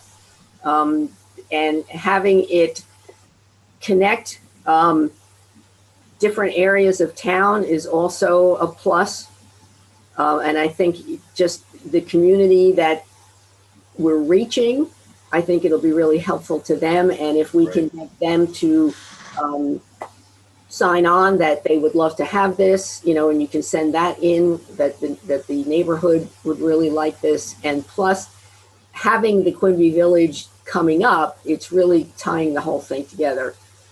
And Mayor, I think the deadline was late November, right? So we have to turn this around pretty quickly, don't we? Yeah, it's November 25th. So hopefully, Bob and Doug are working on it. I'm going to do the warm and fuzzy part of the narrative, and because it has to go through a system called SAGE that Doug does through the state. I forget what SAGE stands for, but it's a government application process that you go through. So they're committed to doing it. Great. Can I ask about 236 and what this is? Like why, I don't know, why do we need to give money back for the... Oh, I can answer that. Once they complete the work, the engineer under the MLUO is required to inspect the improvements. And at that point in time, upon substantial completion, in this case, Bob Brightly has found that there has been substantial completion, and he has recommended returning 70% of the bond and retaining 30%, which we can retain under the MLUO until all the improvements are completed. In other words, they put the bond up to ensure that they get the project done. Right. Once the project's done, we give them their money back. That's right. We have to. And if you hold a little back to make sure that they finish. So we are holding 30% back. Yeah. Okay, so we're reducing, so this ordinance is like 51. I thought we were only giving them 51 back, or we're keeping 51. Is that what it is then? Yes. Okay. It's previously been reduced. Okay. Okay, any others? Okay, would somebody like to move resolutions 2235 to 2242? I'll move to adopt resolutions 20-235 to 20-242. I'll second. Roll call, please. Mr. Donahue? Yes. Mr. Hammond? Yes. Ms. McCready? Yes. Mr. McQueen? Yes. Mr. O'Day? Yes. Ms. Zamara? Yes.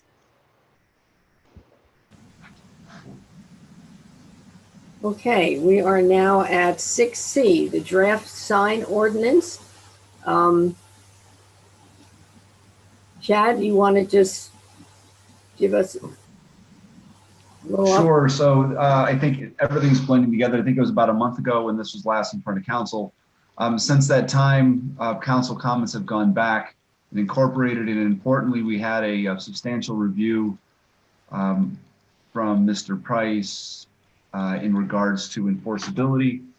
Those comments were then incorporated by Mr. Zabo, and it's now back in front of council for comment and discussion.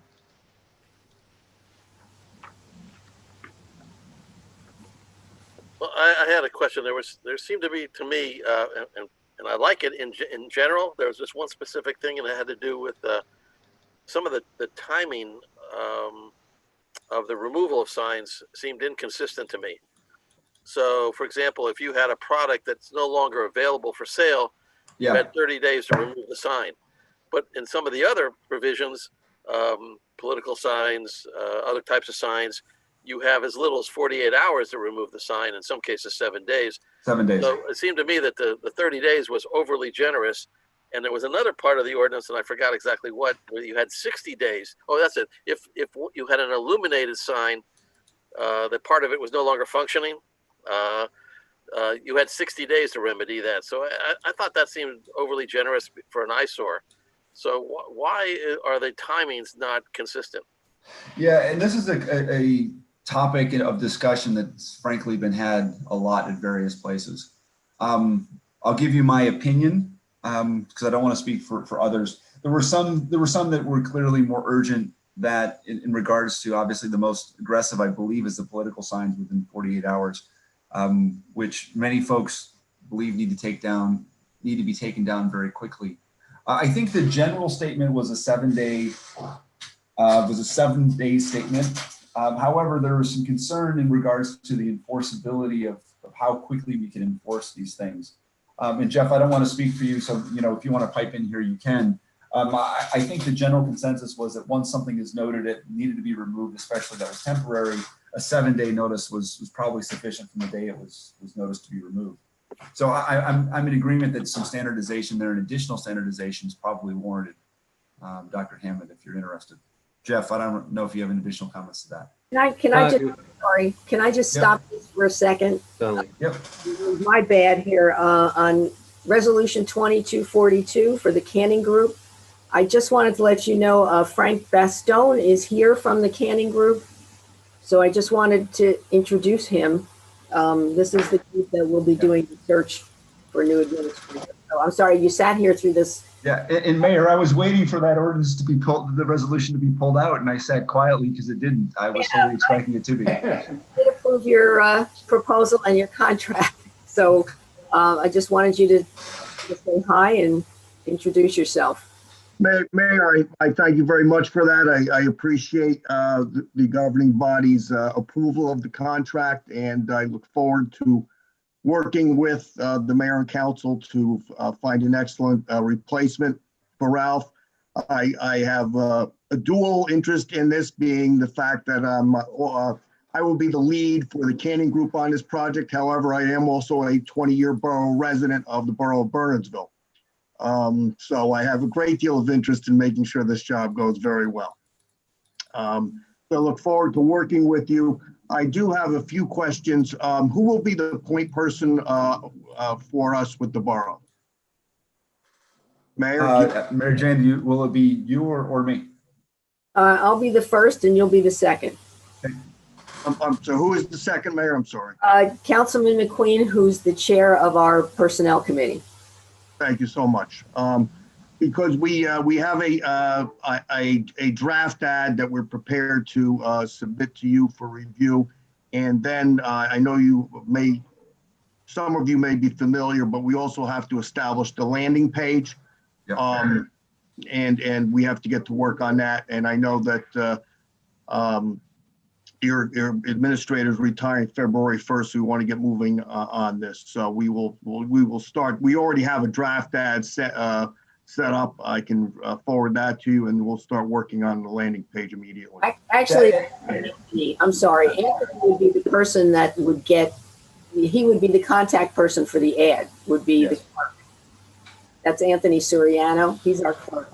So, And Anthony, I would just ask that any contextual materials go directly, you can probably send them directly to the personnel group as a whole versus, just going through me for any approvals that you need.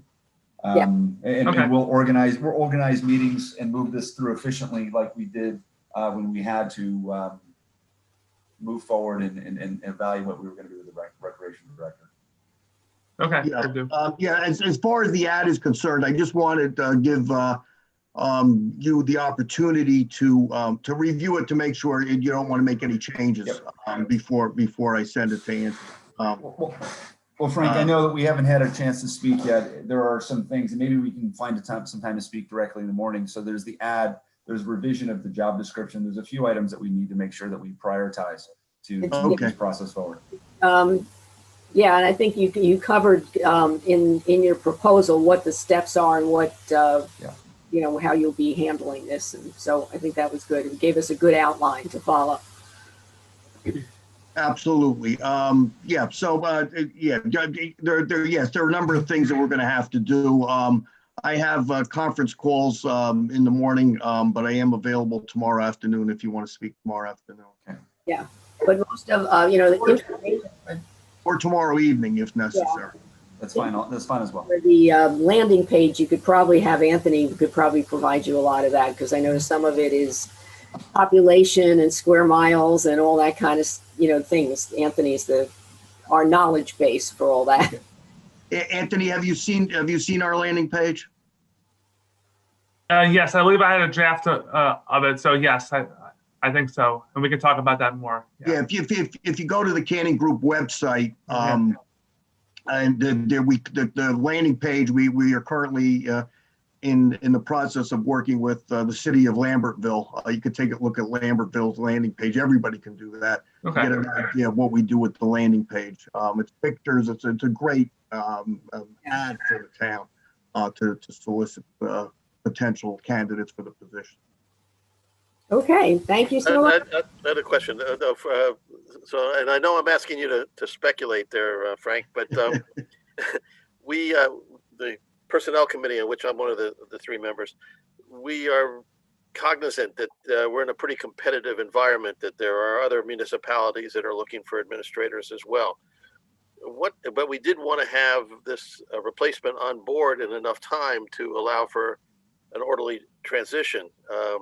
What would be the likelihood, if any, do you think, of being successful before the end of the year?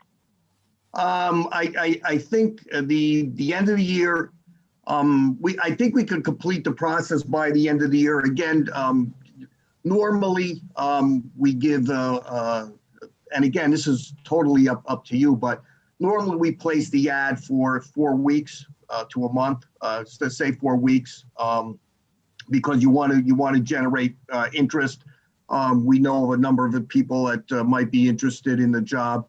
We will contact them immediately, but normally the ad is for a 4-week period. We can shorten that if you want, but we don't want to make it too short. We want to make sure it gets good exposure. We do have, one of the things we use is social media. We have over 2,000 emails we will send the ad to immediately upon approval. So we have a great social media campaign. And then Anthony, you'll be posting it with the New Jersey League of Municipalities and a few other organizations. Most of them, for instance, the league won't take it from the Canning Group because we're not a municipality. So the ad has to come directly from the municipality. And then at the other end, Councilman Hammond, at the other end, normally administrators give a month's notice for leaving their position.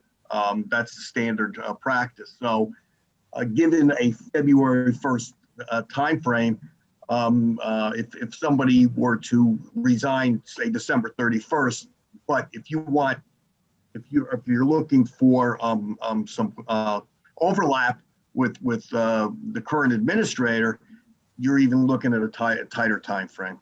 So I think it's realistic to say that we're not going to have that overlap, and so we need to plan for that. We'll do our best to do that. You may not. Again, you want this process. This is an important position. I don't have to emphasize that. You all know that. So you want to give it due process as far as going through the procedure. And it's also important to mention, I believe that there may be an internal candidate or two that is interested in applying as well. So we need to make sure that those folks have that transparency and opportunity as well. Oh, absolutely. Absolutely. As Ralph pointed out, when he took the job, the administrator was already gone and he walked in with nobody to teach him. So he Yeah, well, there are two factors. One is the handoff, but the other is that if we don't have an administrator, then we have to deal with either having an acting or an interim or going without. So we have to have a plan for all that. Yeah. Absolutely. And we'll work, we will, as with everything else, work with you should that come to pass. But one step at a time. Thank you for the appointment. As I said, we have the draft ad all ready to go, so I can get that to the mayor and the personnel committee. It's a pretty standard ad, but if you want to tweak it, we can get that out, and then we'll work on the landing page. Great. Thank you so much. We look forward to working with you. As much as we see Ralph go, we gotta face the future. So thank you. Yes. Yep. Okay. Well, I look forward to working with you. Have a good evening. You too. Thank you. All right. I'm sorry. You guys can go back to sign ordinance. So, I mean, Dr. Hammond, I guess the question that people pose is there a standard time which would be permissible? And I've vacillated on this item several times, so I'll pose it to you. Is a standard time? Is 30 days the right time? Maybe with the exception of political signs. Well, I don't necessarily think there's the standard. I'm a big believer that one size does not fit all. It just seemed like 30 days to allow for signage of a product that no longer exists or is available is disingenuous. And then I forgot what the one, 60 days, that one really bothered me. We just went through this whole beautiful Quimby plan. If we have an illuminated sign that is, missing letters and such, that maybe it's one of my pet peeves, but those look ugly. I don't think I want to give them 60 days to fix that. Yeah. So right now, things that have a very specific time element, real estate signs should be removed within 7 days of sale. I'm just going to go through and I'll mention these as I'm finding them. The illuminated signs, like you're mentioning, the 30 days is right here. Signs advertising a product shall be removed within 30 days of the date that such use ceases. I think that could be altered. I know that there was a 48-hour window on signs for campaigns. And I'm not finding another one. So maybe I'll propose the following: campaigns 48 hours, anything else within 1 week. If you want to become standard, or do you want to try to continue to finesse this, Jeff? Well, I think that standardization was coming out of my department, that we wanted to try and make all the has to be removed by on the same date, 5 days, 7 days, 20 days, whatever it is. It's just when you come to permanent signs like the old Audi sign or now the Colonial Cleaners, now that takes a crew to come in and remove those signs. So they need a little longer. Mm-hmm. What if we said something like 7 days, like Councilman McQueen is saying, except by written exception, and then we'll allow the council or the zoning officer to extend up to 30 days with written approval from the zoning officer. I think that's appropriate. I think it's good. Yeah, I like it. Yeah, we can work with that. Sorry, what did you say to that, Chad? I couldn't hear you. Well, I think it's a good suggestion, and as we discussed with Jeff, this is from the point when his department determines it's a problem as well. So I think that's reasonable. Yeah, but Jeff, is that overly burdensome on you to have everybody reach out for? I don't know how often that happens. So. No, what I'm saying is that we just enforce the 7 days, and if somebody wants more than 7 days, they gotta write to us and tell us why they cannot do it. Right. Right. Yeah. I mean, I understand. That's I'm asking Jeff if that's, adding to the burden of his job because, signs like the Audi dealer and some of the other ones, is that, does it happen more often than not? And so will you end up going back and forth with people trying to undo it rather than just making it Well, I I think to write the notice of violation within 7 working days of that organization moving out, like Mastro Shoes and Colonial Cleaners, etc., that's fair enough to give them a notice of violation to remove the sign and give them an adequate amount of time to do that. And if 7 days you think is sufficient, I think that may be a little short for some of these bigger signs. I think at least 10 working days, and then we would revisit it and either send another notice of violation or go straight to a summons. Well, and I think there are two different, Mr. Price has mentioned, there's two very distinct differences here. Something like a real estate sign, which is easily or should be easily removable, is different than a physical sign like Master Shoes, right? Temporary versus permanent. Right, correct. Yes. Maybe it's all temporary signs within 7 days and all permanent signs within 30 days as discussed with the zoning officer. I think that's right. I think that's a good solution. Yeah. And I mean, these other signs that show up, the wine signs or various other signs that show up on 202, we have a standard Friday sweep of all signs that should not be there. And they're all collected and put in the municipal building. And if anybody calls to say, where's my sign? We tell them where it is. And we also tell them that they shouldn't be doing that.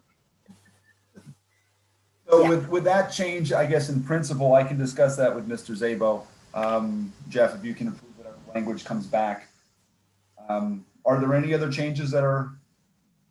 Yeah, I had the other question. On the other hand, I thought something was overly restrictive, and that was the part of the proposed language that said I think any organization could have no more than 4 signs a year, if I remember correctly, promoting events. Is that right? Yeah. Do you know the section there, Jeff? It's towards the end, and it basically said if you're,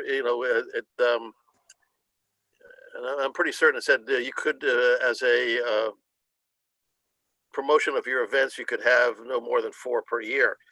And I think that's overly restricted. If you take a group like Downtown Bernardsville, for example, or the Chamber of Commerce or the school HSA, they may want to put on, as they get up and going, they may want to put on more than 4 events a year.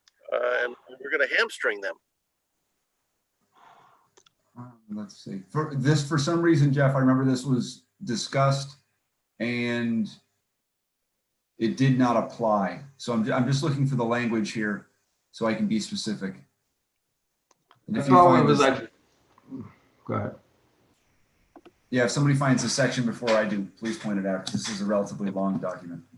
What that section, I don't have it in front of me neither, but we require for all those temporary signs that are for an event put on by an organization in town, they require a temporary sign permit.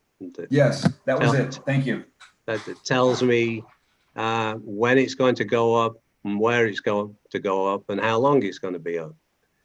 Because we get the issue around Alcott Square that we get 1 and then we get 2, and we get 3 and we get 4.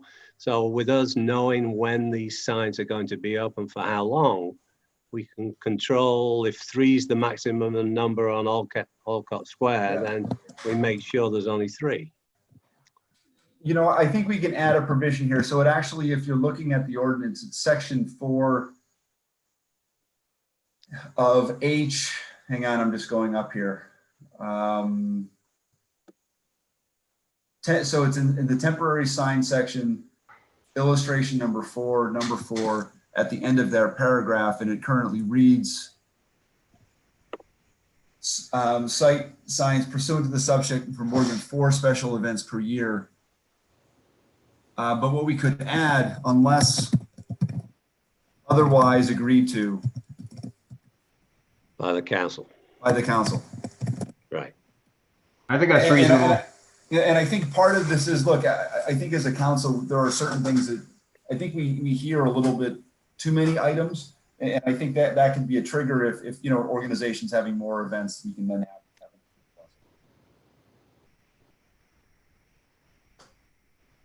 Yeah, no, I think if I remember correctly, and I've been scanning the document, I can't find it because it's so long, but I think it said you could have no more than 6 signs throughout the town, and I think that's fine.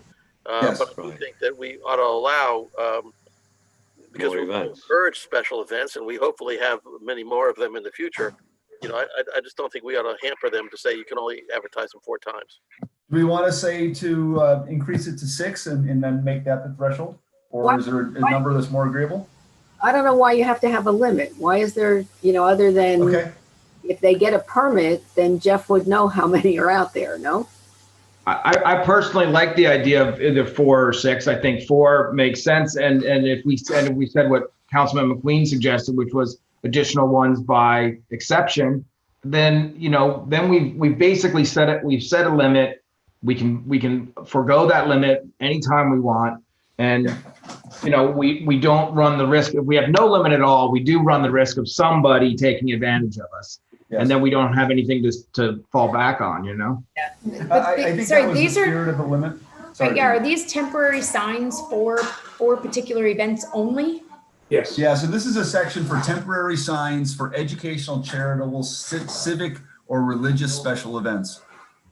So like we're right now that says the Scarecrow Crawl, those ones that are out. Yeah. That's considered. Yeah. Okay. Would the political signs be included in that? Oh, they have a separate section. Civic? So that the political signs are in a separate section altogether. Yeah. Okay. So, and we're limiting the number in the entire town. Yes. Those restrictions are in the current ordinance. Yes. Those are not changes. You can change them, but yeah. Okay. I've just, that's why I was wondering about the town, because I've seen a lot of stuff around town that was way more than 6. Mayor Terry Thompson has got her hand up for a while. I just wanted to say that the limitation to 6 signs was for freestanding signs. It didn't include it, and we had a long debate about this. It did not include posters put in the cleaner's window or those are not subject to this. I agree. Right. Number limitation. That's all. Okay. Thank you. Well, so do we have a general agreement that we leave it at 4, and then we add in a language that says unless otherwise agreed by council? I'm in favor of that. Yeah. We can always amend it if next year we decide that we're having every group come in front of us because they've exceeded 4. We can modify it at that time. That would be a good, you know, I mean that would be a good thing if people have to keep coming to us. Yeah, I agree. Well, we already exceed that. I mean, there are signs in Olcott Square promoting things at the school, for example, plays, musicals, things, whatever. They're more than 4 times a year right there. So I just think 4 is pretty restrictive. And I think when we're trying to encourage these civic groups to do things, it seems to me that we're tying their hands. The only thing I would say is that there is a limit to people's attention span. And if there's a sign every week or 3 signs every week in a location, then you start to ignore all the signs. So I do think that there's, it's a trade-off, Jeff, that, we do want to support them. But if people get driving by, pretty soon it's like, I don't even read the sign because there's always a sign there saying something, I mean, I don't want to use the word indifferent. I think this is an area of discussion. I'm willing to go to 6. I just think there should be some type of a cap. Yeah. I agree. I mean, if 6 sounds better to you, Jeff, I can go 6. Well, I sound like a compromise. I'll go with 6. And in terms of people ignoring the signs, that's marketing 101. That's up to the organizer to do a good job. Question I have is these permits for temporary signs. Is there a cost to those? Do they have to pay a fee? No cost, sir. Thank you. So this is limiting the number of times from a particular organization, not the number of signs for a given event. No, the number of signs for a given event is 6. And then the number of times a given organization can do it throughout the year right now is currently being discussed. Okay, got it. Thank you. Can I just bring something up before? Yeah. So a while back, maybe about a year ago, we in Public Works had talked about the possibility of doing like a community bulletin board, and we explored the cost, but it never really moved forward. But what I'm talking about is just to kind of give a visual, is something like this, where you see how there's like a small section of town where you can post information about a community event. So I don't know if anybody's thinking about, you know, you would kind of eliminate having multiple signs if we could get or figure out a central location where something like that would make sense, so that, you know, everybody's always, oh, what's going on this week? Let's look at the community bulletin board. And Berkeley Heights has a newer version of this, which is electronic, and it's like a marquee that goes across, and some schools have a marquee that people can, you know, as you're driving by or waiting at the red light, you're going to see what's going on in town. So before we have 20 signs in the center of town, something like this would kind of resolve that. So maybe we consider adding that in somehow. Well, that wouldn't be something that I think would be part of a side ordinance. That would be something that would come out of committee with a budget that we would vote on constructing, right? Yeah. Right, which it isn't very expensive, but it's something that we would have to kind of decide on how we would regulate it. I think that was one of the topics that came up, is who gets to put what, where, and how. Would that come out of Public Works, or what committee would that idea come from? I guess it could be rec. It could be recreation, I would think. Or how about the cultural arts, maybe even. I mean, it covers a lot of areas, so. Yeah. I would be perfectly willing to entertain something like that, I'm speaking personally. Yeah, I mean, I would think Public Works, just because it has to be installed. It has to be, it has to be installed, and it has to be then maintained, and it's going to need to be done under lock and key with, you know, the facilities group.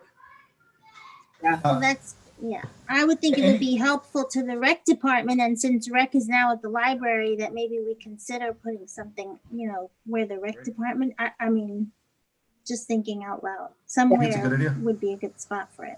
Yeah. Any other changes to the sign ordinance? I'd like to get these final changes incorporated and introduce it at the next meeting. One other thing that I have heard, and someone brought up, some of the buildings that have multiple tenants, like office buildings, the sign that they can put out is limited for their office building, and what they want to be able to do a directory. And how do you do a directory within these guidelines so that they could list everybody who's in that building? You know, if it's multiple small businesses. And I think directory outside or inside, Mayor? Outside. On the street, like for a car to see, or just as you walk up to the building? I guess closer to the road. I think like the Master Building kind of has a directory out there, don't they? Right on the edge of the parking lot. Right, right. Well, so in the larger square foot properties, so we discussed the difference between a large sign and a small sign, and those are defined here. Those obviously could advertise multiple businesses across the frontage. Is that what you're getting at? Or are you looking at like a placard on the external of the building? Yeah, I think they're looking for a directory that you put by the road, so as you drive by, you can see, oh, you know, there's a chiropractor in there, or oh, there's a little yoga studio, or you know. Yeah, there's it's one my that's understanding that those are permitted in this under the large and small sign provisions, right? Right. Councilman McQueen, the small sign provision allows for a freestanding sign of only 5 square feet. Yeah. Which is not very big. Not very big. And the current ordinance allows for 10 square feet. So that's what you see on 202 now, where you see them 10 square feet. But this, so the large ground signs look like they're permitted everywhere except for the downtown core and the Claremont districts, if I'm reading that correctly. Right, that's correct. And the reason why they weren't allowed the large signs in the downtown core, because it was counter to the walkability interest of that section. Yeah. And the places where the larger signs, which we believed were needed, were the areas where we're looking for auto traffic to grab the attention of passerbyers, right? So on Claremont, it would be allowed, and 202 is what you're saying. No, Claremont not. Claremont not. So not the downtown core, the downtown Claremont subdistrict. Okay. What were considered the two primary walking districts. Yeah. Are they allowed now in the old ordinance? They are allowed 10 square feet now. Okay. Taking that away. And it will be reduced to 5 square feet in those two sub-districts. So if you already have a 10 square foot, is it grandfathered? It is. Yes, I'm not going knocking on those doors, no. Yes, no, it absolutely. So I mean, one of the things that's really important with this is that unless you're changing your sign, everything would be grandfathered from existing structures. That's right. Okay. And are there additional thoughts on that? Is there a change that we're looking for there? Not if that's what our goal is to make it walkable without big signs. That's fine. Okay, you think we're ready to introduce it next meeting? Look, I mean, I think we have two very simple changes. I'll ask Jack if this can be introduced as is with those two changes, which I have written down. Yes, because you're introducing in title only. So as long as the published notice is to that one, that's fine. You can introduce tonight. And I think Anthony gave us the wording here somewhere. Yes. Yeah, it should be the next page after the ordinance. Yeah. All right, hang on. I have to switch documents here. In the primary agenda section, or in the appendix section of the. It's in the primary agenda package. Oh. Yeah, it's just like it's right after item 6C is the language. Do you have the page number, just to aid in? Oh yeah, let me take a look here. I may find it before you. Hang on.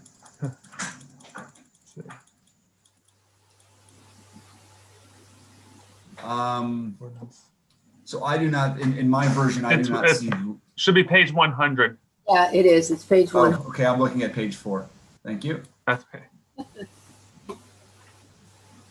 All right. So I move that ordinance 2020-1859 supplementing and amending Article 12 of the Borough Use Ordinance entitled Zoning to amend Section 122315 signage be introduced by title as amended, passed on first reading, published according to law, and that a public hearing be scheduled for a meeting at 7 p.m. Monday, October 26, 2020.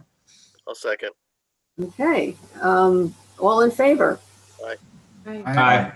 Opposed? Now remember that it has to go back to the planning board and they have 35 days to review it. Okay.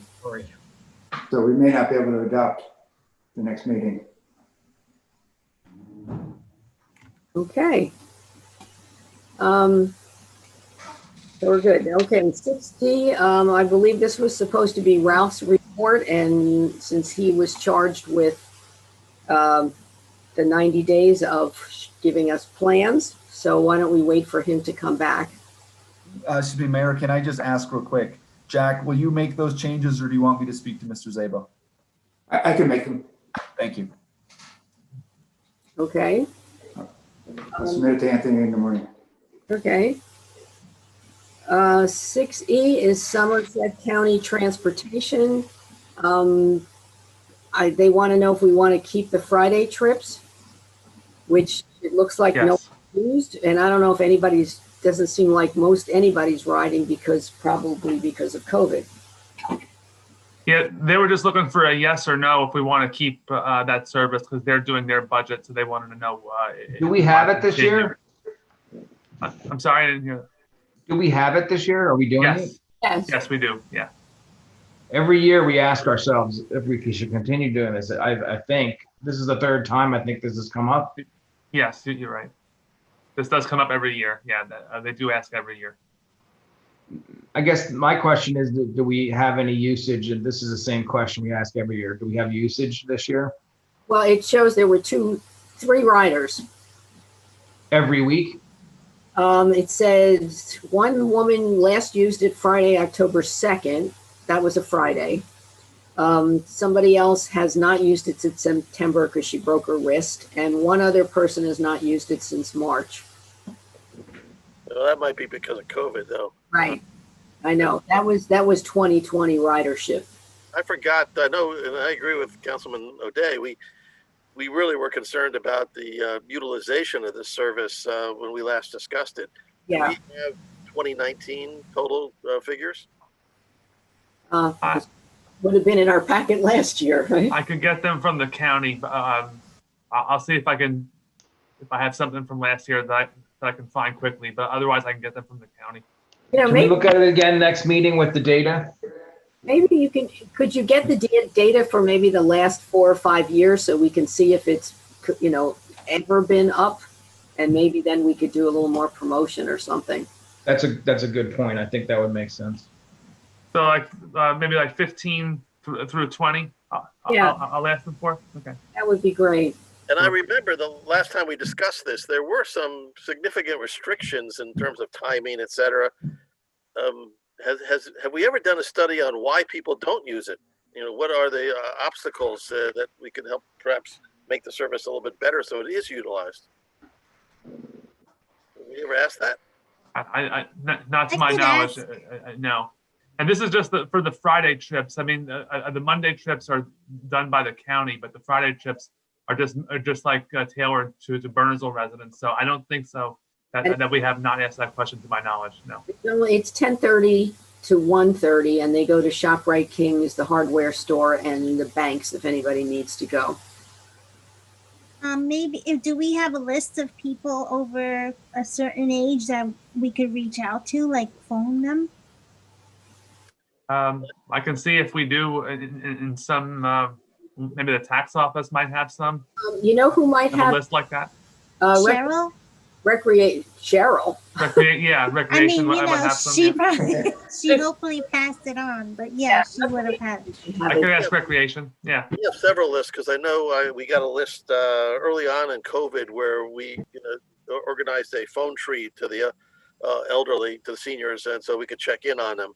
I got that list by way of Chief Valentine. So yeah, we do have a list with phone numbers for a good portion of seniors in the town.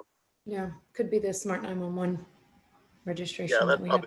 I think that's Well, right. you could do that. Well, yeah, they don't really text, but I mean, it would have to be a phone call, I think. Right. Well, that's what we did. We got the phone numbers.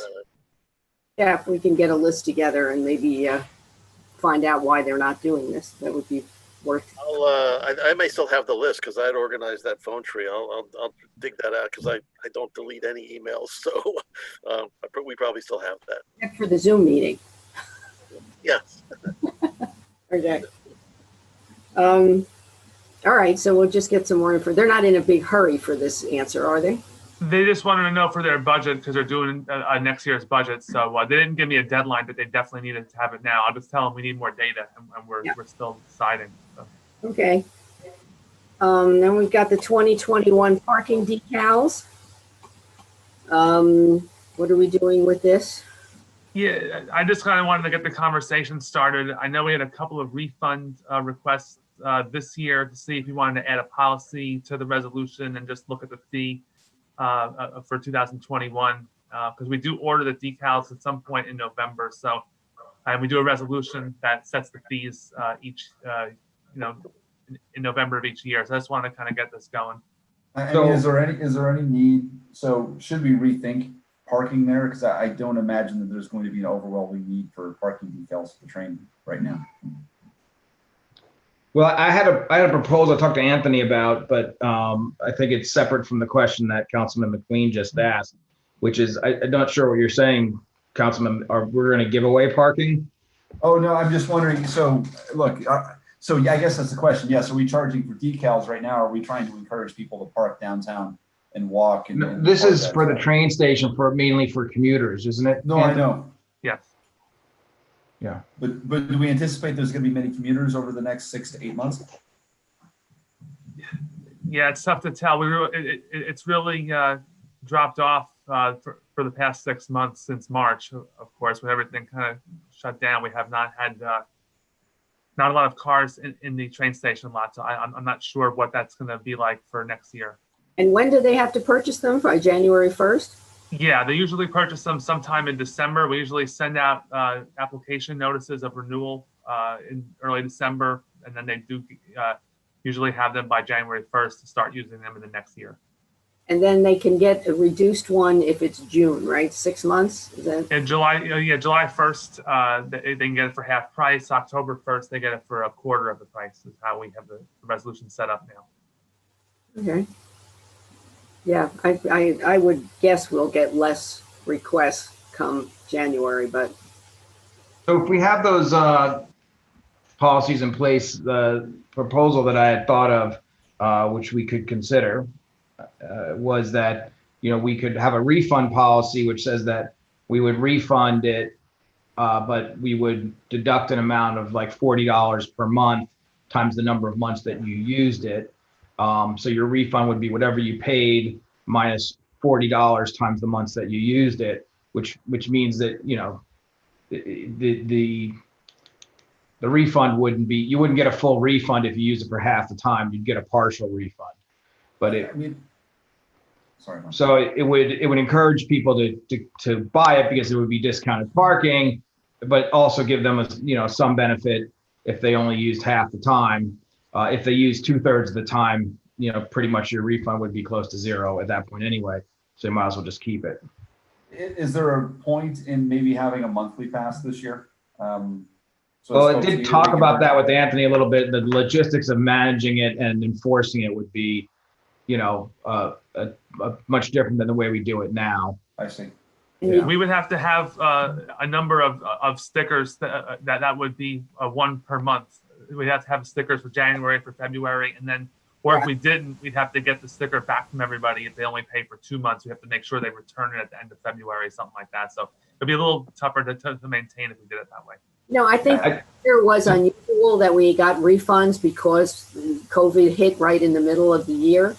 I think by January, people will know whether or not they're going back to the city or not. So, I don't think we'll get, it was the first year we ever got that many requests for refunds, isn't it? Yes. I'm willing to say on this issue, just let whatever Anthony thinks is in the best interest to go forward. Thing that people come and ask for money back usually. So it's just that we have no guidance right now. Whereas if we had the policy of you get your money back minus $40 times the months that you used, it would set a policy, and we wouldn't have to evaluate it or take council time to evaluate it on a case-by-case basis. It would just be a set policy. I think that would be the advantage if we chose to do it. What's the $40? I don't get. Well, basically you're paying $25 a month. If you buy the full year, you're effectively paying $25 a month. So if we give them refund $25 a month, then you basically, everybody should buy a pass, because when you stop using it, you get your money back. So there's no incentive to buy the pass, for example. Administrative processing fee, kind of. So, well, I mean, the way something would work, anyway, we can just give prorated money back if we choose to. So the policy has been the back. We don't give any money back, Yeah. But this would give people something instead of nothing, and it would take it off the council's agenda in future meetings. I'm fine with what Tom proposes. I don't think this is something that requires that level of discussion. I think, Tom, whatever you're suggesting, let's put it on and put it down, and let's go forward. Everybody else good with that? Yeah, the only thing I suggest is round up the month. If someone comes on July 1st, July is fully earned. Yep. Yeah. By us. I'm sorry, say it again, from July 1st? Like if someone requests a refund on July 1st, they charge for July. Okay, gotcha. If they round up. Okay, so I will do a resolution for next council meeting that will set our decal fees, have the refund policy in place, and we'll have that for the October 26th meeting. Thank you, Anthony. Thank you, Tom, for that resolution. Resolution, yes. Resolution to the situation. Right. Okay. Here's the fun one: holiday display. Jack, you gave us some background. Maybe you can kind of just give us an overview. Yeah, this is a really sticky area. The cases are a mishmash of contradictory holdings. Some of them get downright silly. They say you can have a creche and a menorah as long as you have a candy cane and a snowflake next to it. The council spent a great deal of time on this back, I think, in 2005. and tried to come up with this compromise. You can certainly change it. The other issue is for anything in Claremont Square, it's got to get DOT approval, I think, or at least we should reach out to them to make sure. So, you know, if you want to pursue it, I'll pull out all the cases again. You know, we can discuss it in greater depth, but, you know, as I say, it's pretty incoherent. It's really hard to follow, and it invites challenges by certain public interest groups. Well, if I could, I raised the issue, so let me pick up what my thought process was here. And again, let me just start out by saying I'm not against the holiday tree, Christmas tree, whatever you want to call it, that currently goes up in Olcott Square. I think that's fine. It's pretty. It attracts people. It could become a focus for future festivals. That's all fine and well and good. What really bothers me is the inconsistency of our current language, which, as you said, was implemented in 2005. You know, it just is irrational to me when I look at it. So, for example, it prohibits any religious symbolism in Olcott Square, but permits it elsewhere on other borough property, primarily Nervine Pond. So it's okay in one place, but not in the other. That's the wrong. Now, you could argue, is a Christmas tree, or is a holiday tree a religious symbol? And while it may not have started out that way 2,000 years ago, it has been at least since the 1500s.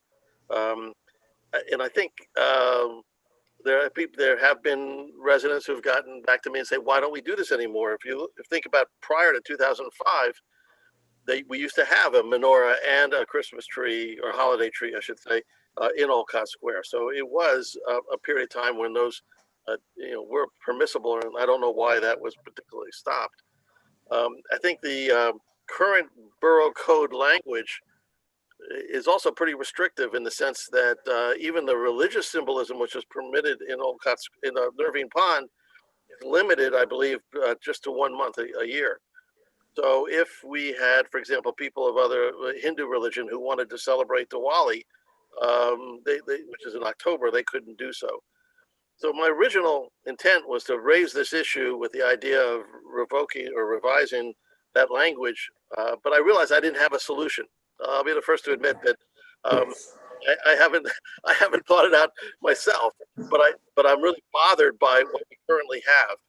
And so what I'd like us to do is, utilize our resources. We have a rec committee that we had charged, actually, I think 1 or 2 meetings ago, when the issue came up about who was going to have ownership of the holiday tree program. If you'll remember, Rich Rossetti came before the council, and that was a discussion. And we had asked Bob Markowick to work with the rec committee and also to reach out to our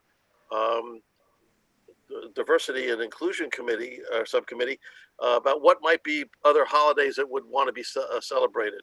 So we need to get that report. I think we have a cultural arts committee that we could sound out. I think we could investigate the legal issues, which, as you say, are muddy. But I think we really need to rethink this, because the current language that we have, quite frankly, parts of it I think are offensive. The idea that if you put a creche or a menorah or any other religious symbolism in Nervine Pond, you must have candy cane snowflakes or Frosty the Snowman there. That's trivializing something that's very important to people. You can thank the Supreme Court for that.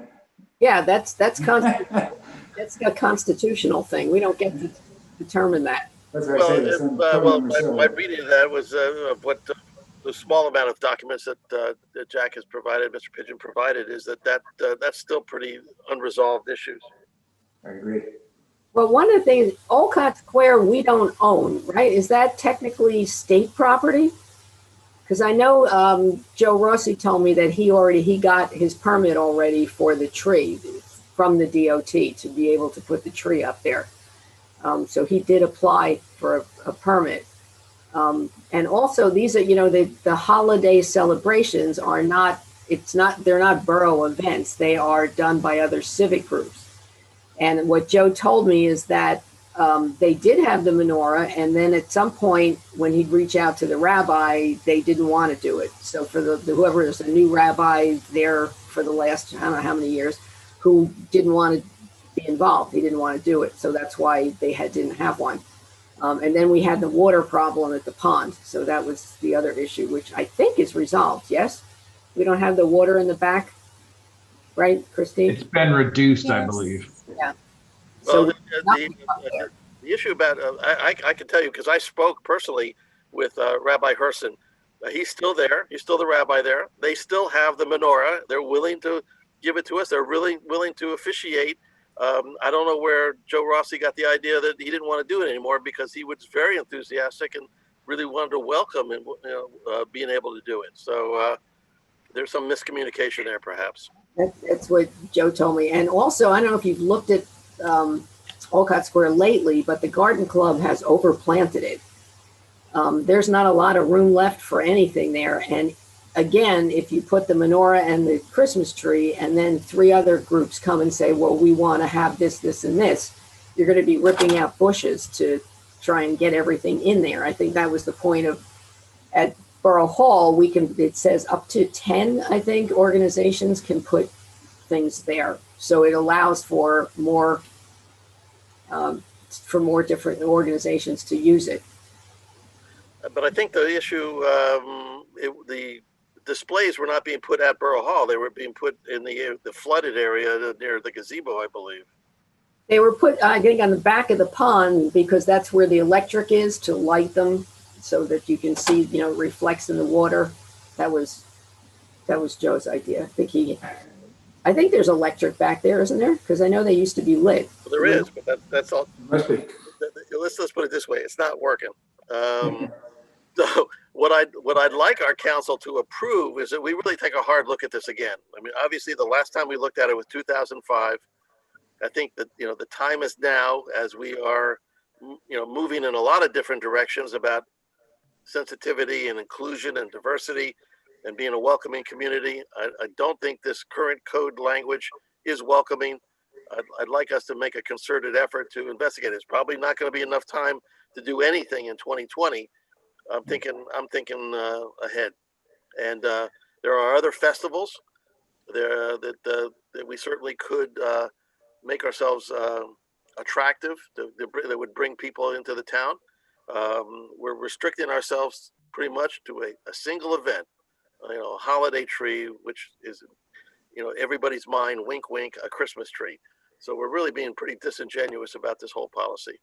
Yeah, so I just want to be careful, and I don't want to put this on the rec department and Bob. So Bob was asked in the last meeting to coordinate with the event coordinators.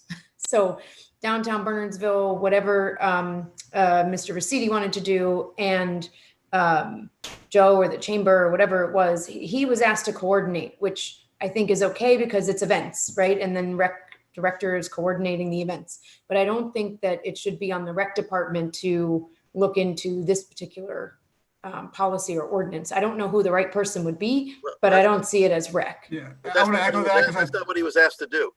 Yes, he was asked to coordinate among the current event organizers, but he was also asked to reach out to the the Diversity and Inclusion Committee about what other thoughts they might have. And I do think that that's a role of rec, because part of what they do is invent new events. So I mean, all he was going to do was to make essentially a listing of possibilities. He wasn't going to plan anything, but he was going to try to say, here's where we might have various months and various conflicts, quite frankly, where we could have events.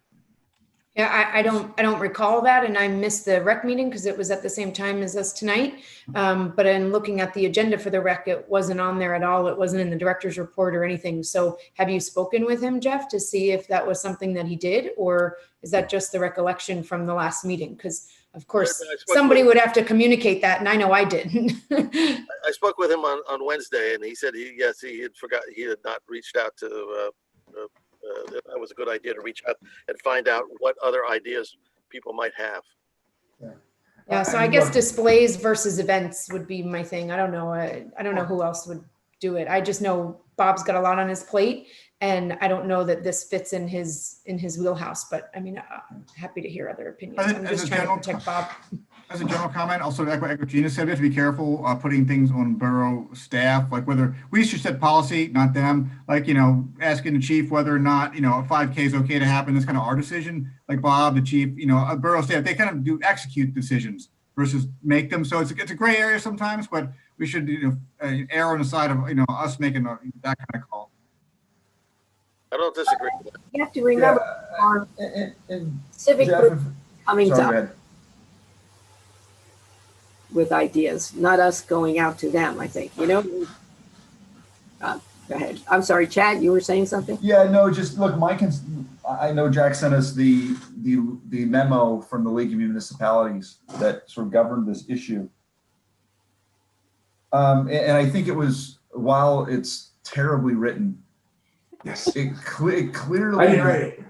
No, I know you didn't, but it clearly seemed to allow non-religious, quote unquote, and Jeff, you use the word wink, whatever that means, things, and very strictly prohibits other things. I'm very concerned about opening up a can of worms, even though I agree with you that this is an important issue in showing as a town our diversity in thought and religion, et cetera, is an important thing.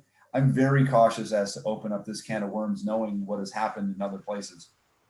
So I'm sort of with you philosophically, but I'm very cautious practically. It is a very. I respect that, and we may choose to do nothing different, you know, but we haven't looked at it. Yeah, I think that's fair. Yeah, Tom, you want to weigh in?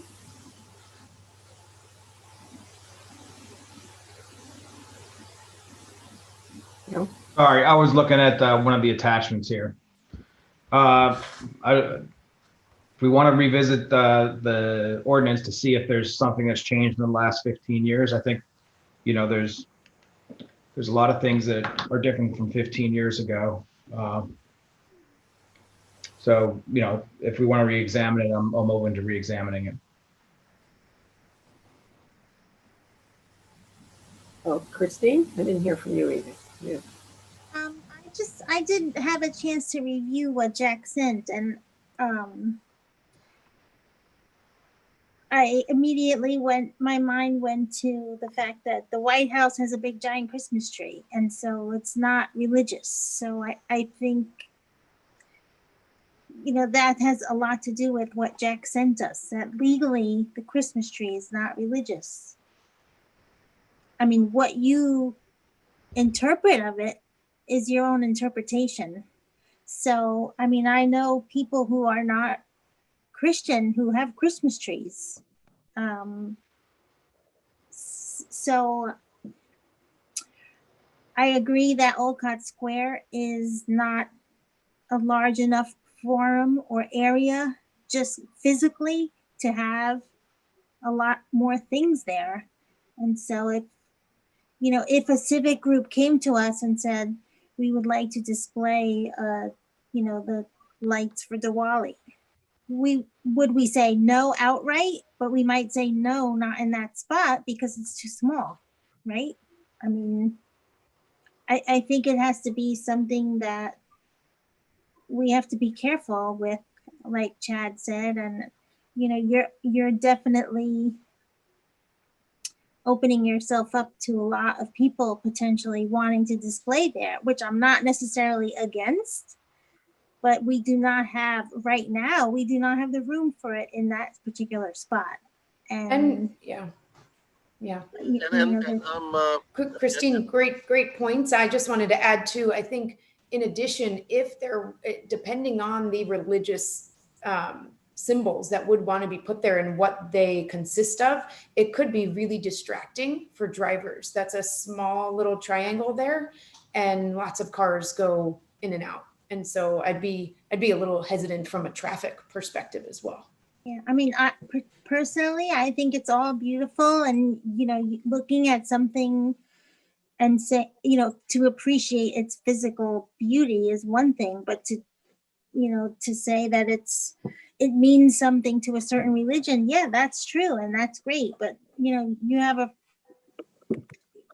to just, you know, do what you can do to display things that look beautiful, like a Christmas tree, like a menorah, like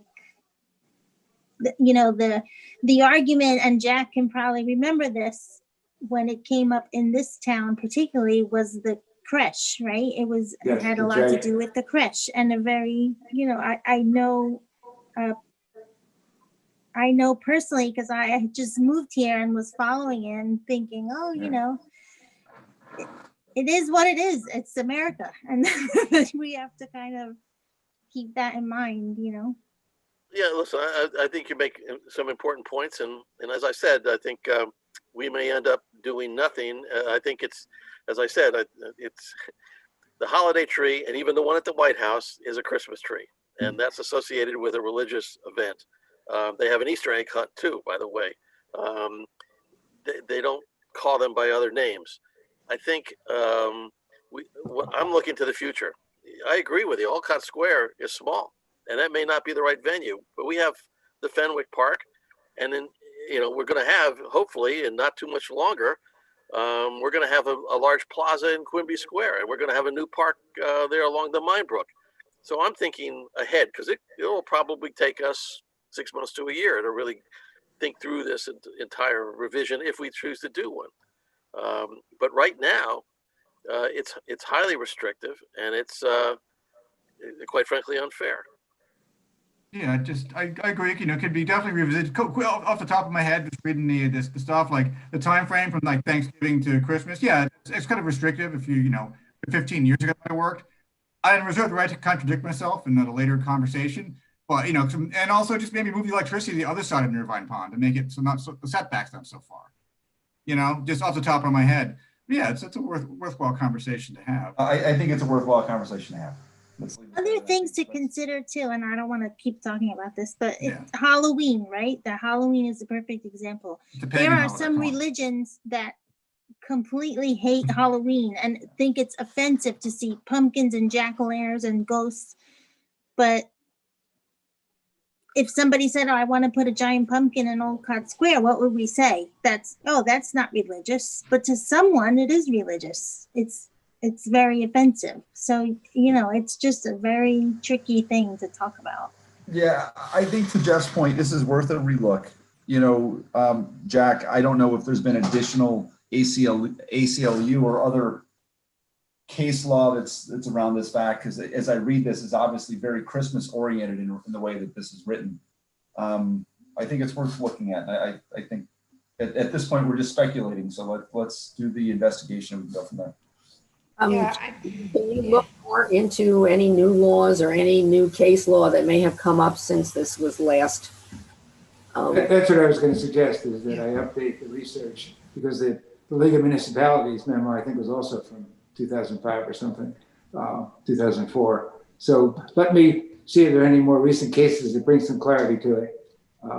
As I said earlier, it's kind of a mishmash of things right now, and some of the silly things mentioned by Jeff were actually mandated by the courts, which is hard to believe. That snowflakes and candy canes can make something acceptable. But Kwanzaa symbols supplemented by a snowman and Santa Claus is somehow appropriate. I don't quite understand it, but we're not making the rules, just following the rules here. And it's a very hard topic, as Christine said. So let me do some research. I'll come back next meeting and update you. Okay, thank you. Yeah, that's a great suggestion, Mayor. I like that, because I don't really want to make the towns, the borough employees like burdened with this if it's really not gonna, if it's just gonna open us up to liability and things like that in the future. Well, let's be clear. The borough is not sponsoring or encouraging or discouraging. We just merely, you want to keep it safe. Go ahead, set it up. It's your thing, not ours. But some of the cases put the kibosh on that too, and say you can't get around it by saying it's some civic group doing it if it's on municipal property or public property. So. It's. But we've already gone down that road by allowing it on some parts of our borough property. I agree. I listen. I'm very mindful that this could be a Pandora's box. I want to avoid that myself. But I wanted to have a thorough relook at it because, as somebody mentioned, I forgot who, it might have been Councilman O'Day. Times have changed. We live in an environment. We have a different population in town, quite frankly. Okay, thank you, Jack. We will look forward to getting the research. I'm adding it to my list right now. Okay. Thanks. 6H, we have the a proposed ordinance to ban sump pump and gutter leaf stormwater discharge. This is back again. I think, yeah, that was my question too. So the discussion in the Public Works meeting that I'm most sensitive to is that there are some of these instances where it's costing the borough tax dollars to re-engineer roadways when we're milling and paving, and we come across one of these gutter leader stormwater discharges that is too low. We have to actually re-engineer our roads. We have to send people out at taxpayer expense, and then we have to do work order change orders with the paving companies and do additional incremental work when we come across these. So it was, the Public Works discussion was centered around how do we avoid incurring that additional cost in the future. One way to do it is to have some ordinance that selectively addresses these situations, you know? I worked with Doug on this ordinance. That's where it came from. And the idea was to try to prevent the situations that Tom was talking about, but not require all the existing sump pump discharges to be removed unless either they were causing problems or the road in front of their house was improved or repaved. So that was the idea, was to come up with some middle ground that, you know, all new installations had to comply with the ordinance, and 10 feet from the curb line, that existing discharge systems could remain, as I say, unless they were either causing safety problems or damaging the roadway, and they all had to be repaired or replaced when the roadway was improved. So that's the gist of the ordinance. So essentially they get grandfathered until the road needs to get improved, then they have to fix it. That's right, or your system is causing a problem. Yeah, but Right, but it's only 10 days. Right. They only have 10 days to mitigate from the time that we give notice. You know, that can always be Perhaps we should, perhaps before we come in through and pave people's roads, we should send them a note saying, you know, if you have any gutter leader stormwater discharges within 10 feet of the roadway, be aware that you may be required to mitigate. And they can get that letter in advance of when the work is going to be done on their street, you know? And if they, suppose they don't do it, and now we're coming through and we're doing the road and they didn't do it, and so then we're forced to do it because we have to get the road done, can we put a lien on their taxes to pay for it if they refuse to do it or just didn't get to it? How do we make sure it gets done, you know? I think we start issuing summons on a daily basis, and you know, and if we're improving the road, if we're putting curbs in, that we cut their pipe that went into the street. You know, if it's in the right of way, I think we have the right to do that. Got it. Yeah. Is this practice governed at all by the stormwater management plan that is in place, or are these not related items? Yeah, they're not really related. Okay. So, okay.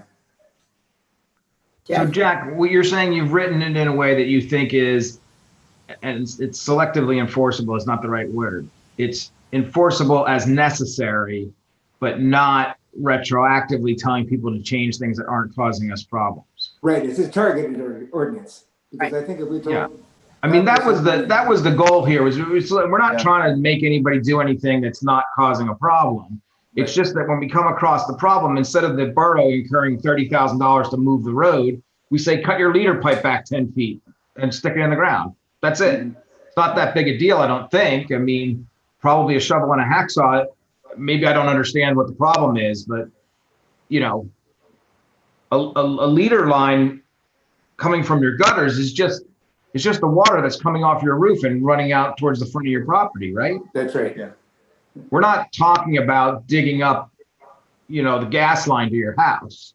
I think some sump pump lines actually go and out to the curb, through the curb into the street. I think those are going to be the issues. But you're right, certainly downspouts, it's easy, just shorten the, you know, the pipe away from the house. Do any of them actually discharge directly into the sewer system? My understanding was those weren't the problems, Chad. That the ones that discharge into the sewer system weren't causing the problem. But As long would as they you be, don't storm but sewer. those would be within 10 feet of the road then by nature of them going directly in the sewer system though, right? I just don't think they were causing a problem because of it had to do with, you can't get the water to go uphill. So when they were putting in the new roadway, some of these things were coming in, like on grade, and it was causing, the water was causing a problem with the new road surface, I believe.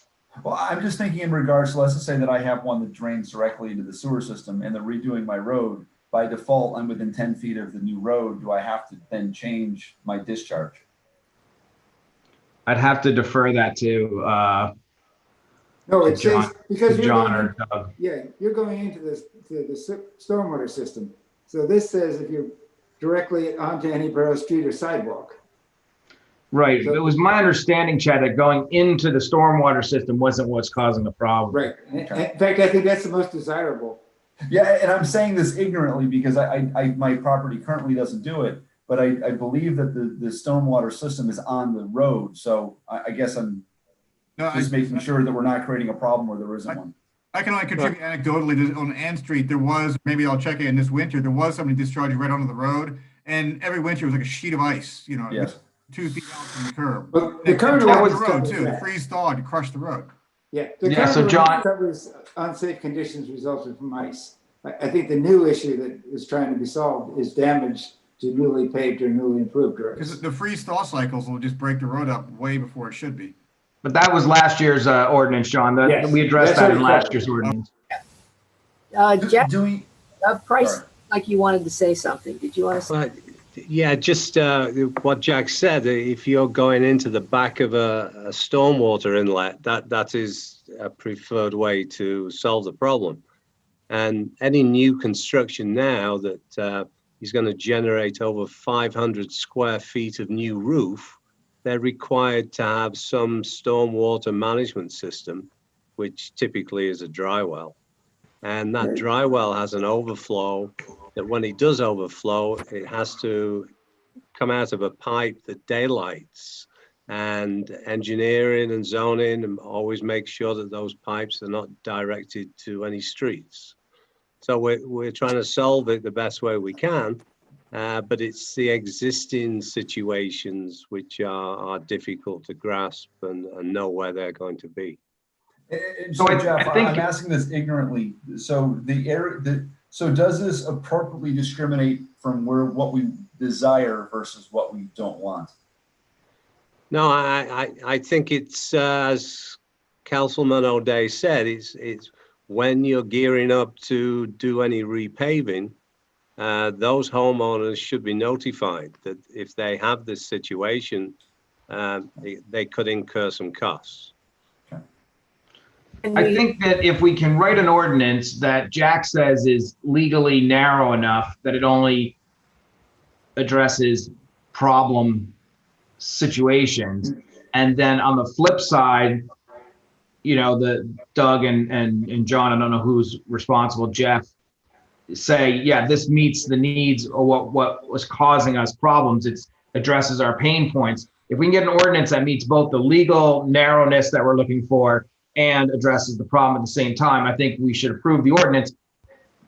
I think we're closer to it than we were the last time we discussed this, as I hear Jack describing it. But the representatives from Public Works, John and Doug, are not on the call tonight, so I wouldn't mind running it past them. Again, Jeff, I appreciate your input because you're on the call here. But if Jeff, Doug, and John are saying that the ordinance meets their needs, and Jack Pigeon is telling us it's as narrow as possible, then I would propose, from my perspective, that we move forward with it. I think it's in the taxpayers' interest that we do it. And it does. Doug has signed off on it. In fact, some of it's his language, but I do agree we should run it by John McDowell before we do anything with it. Yeah, and it does say that they have to be notified. That's right in there, that you're notified. Yes. Right, and we need a process in place that we can be confident of that gives homeowners as much notice as possible. So then when we plan to do their road, we don't just tell them, fix this in the next 5 days. We give them as much notice as possible. And I think Councilwoman McCready mentioned that. Yeah, I'm just a little unsure about the 10 days. I don't know, that seems like a short amount of time to fix a problem. Well, I Especially, think the 10 days came from unsafe conditions. okay. So, and it could always be extended, but we can change that. But I mean, we should know in advance, I think a month in advance, like, hey, you're on the schedule this month or you're on the schedule this year. We could give people notice, I would hope, further in advance. We don't usually just pave somebody's road out of the blue, Yeah, I would hope so too. What I was thinking though, because that's the same thing I brought up earlier, Mayor, because I was thinking the same thing. But if we're in the middle of paving a road and we realize that there are leaders in the street where we didn't notice it before, but it's there, I don't know if that possibility ever would come up. And then all of a sudden we're in the middle of paving a road and now we're telling them they've got 10 days to. Well, it says 10 days from the notice. So Right. that's not, and if they get the notice 3 months in advance, they still only have 10 days to fix it. If they know 2 months before the road. And as we're aware on the housing and zoning and Jeff's committee, he often has multiple conversations before he notices folks. Well, what I'm saying is that we would notice everybody on the street. If you have a leader that exits in this situation, you will be asked to cut it back. You could be asked to cut it back. The notice would come 3 months in advance, right? But it says after you get the notice, you have 10 days. So I was suggesting to give them more notice. Yeah. I think that the majority of homeowners probably don't know they have the situation. Yeah. And that you find it when you're milling the road.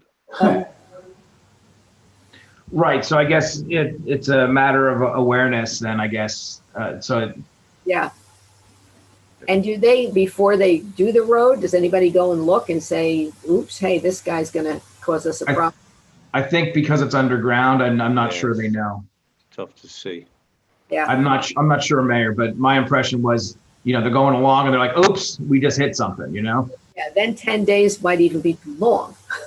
Well, it's possible. Again, this is where I think it has to meet both the criteria of our public works people that yes, the ordinance is gonna work, and then also, everybody on the council, including me, wants this to be as narrow as possible and impact only those problematic situations, not a situation that is identical but doesn't cause a problem.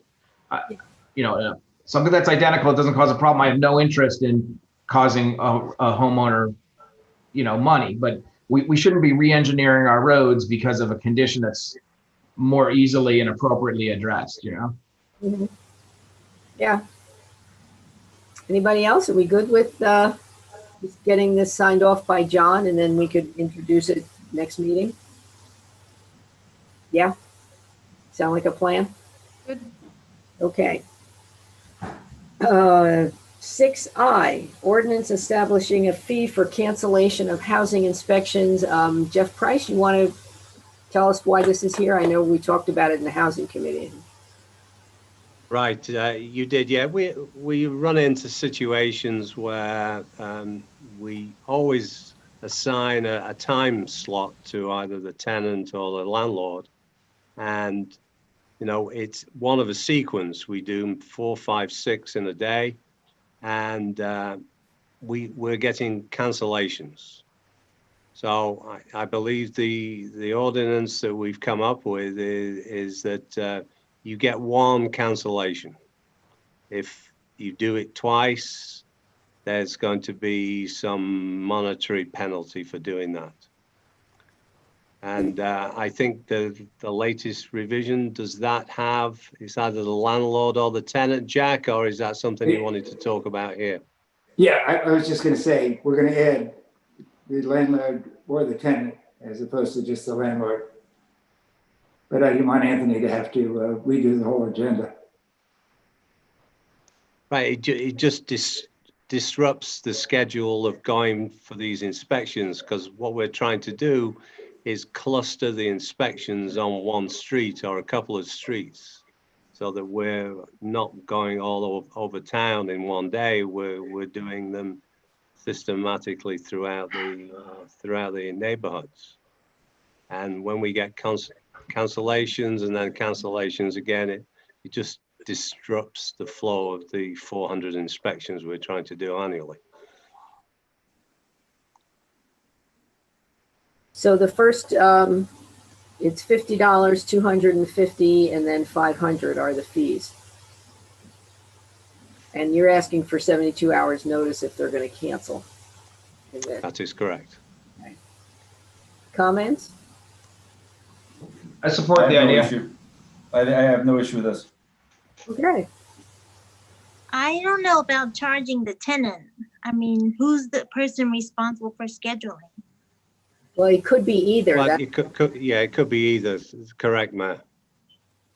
And you know, we know who they are because we go there every year, so we know that we're not going to see the landlord because he lives in another country or he lives in another state, so he has a designated representative. So indirectly, it will come out of his pocket. So who's doing the cancellation? To Christine's point, is it being canceled because the landlord couldn't find a designee, or is it being canceled because the tenant doesn't want to be hassled? It's a mixture of both of those. We had one the other week that canceled for the third time, and the excuse this time was it's my daughter's birthday. So that sounds like the tenant. Okay. Yeah. That you knew that 3 days ahead of time, right?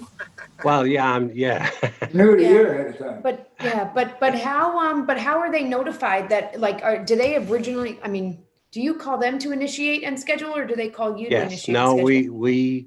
we send out letters a month before their inspection month.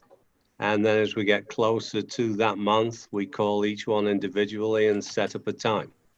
Okay. 9 to 9:30, 10 o'clock to 10:30 or whatever. And then we call again the day before we go to say we're ready to go. Yeah. So I say it's a little dance that we do for every one of these. Mm-hmm.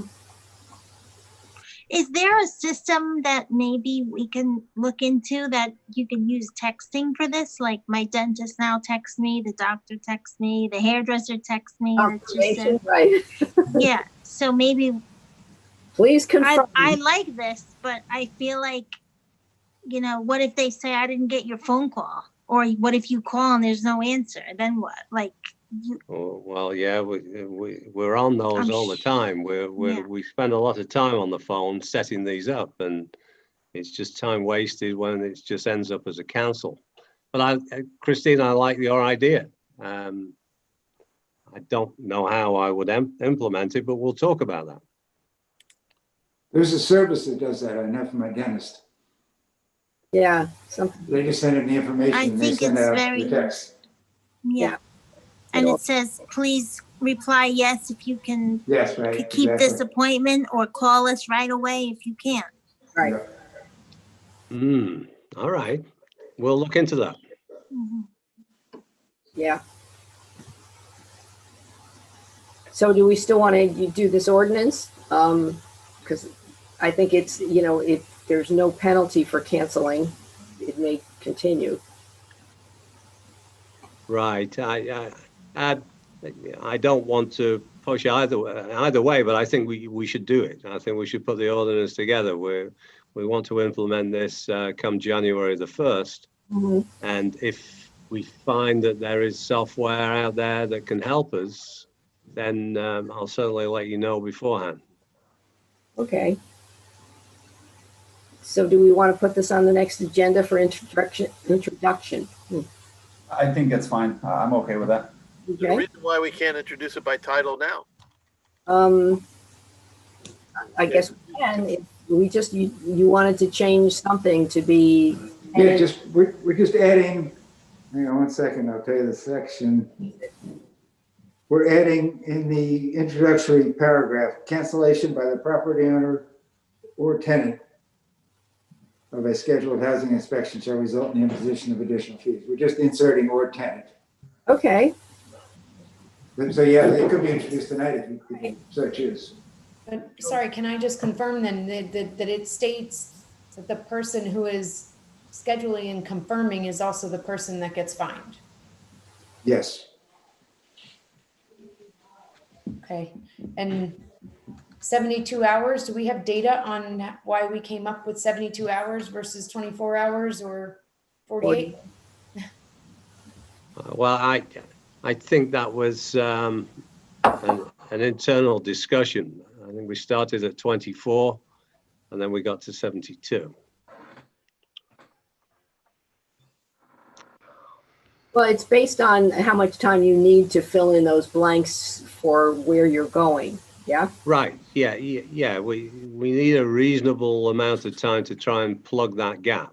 Right. And we felt that 72 hours was an appropriate number.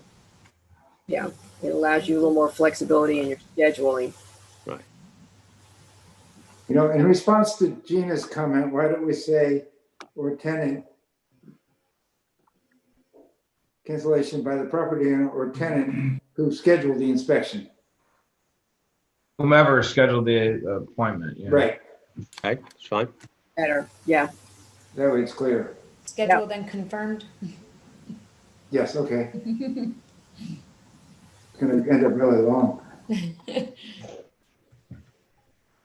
Okay. So what number would this be, Anthony? This will be 2020 1860. 1860. Okay. So would someone like to introduce, let's see, I don't know, anybody want to introduce it? Chad? Yeah, I was just thinking that it's probably a zoning kind of thing. Yeah. So, and forgive me, I'm going to go back and forth between two documents here. Like to introduce ordinance 2020-1860, an ordinance establishing a fee for canceling housing inspections and supplementing and amending chapter 11 of the Borough Code entitled Property Maintenance. Be introduced by title and passed on first reading on which date? It's October 26th at 7 p.m. It's a Monday.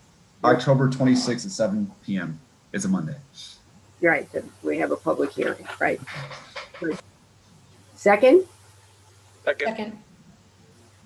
Okay, all in favor? Aye. Aye. Any opposed? All right, good. Thank you. Yeah, thank you, Jeff. Thanks, Jeff. So now we move on to 271 Minebrook.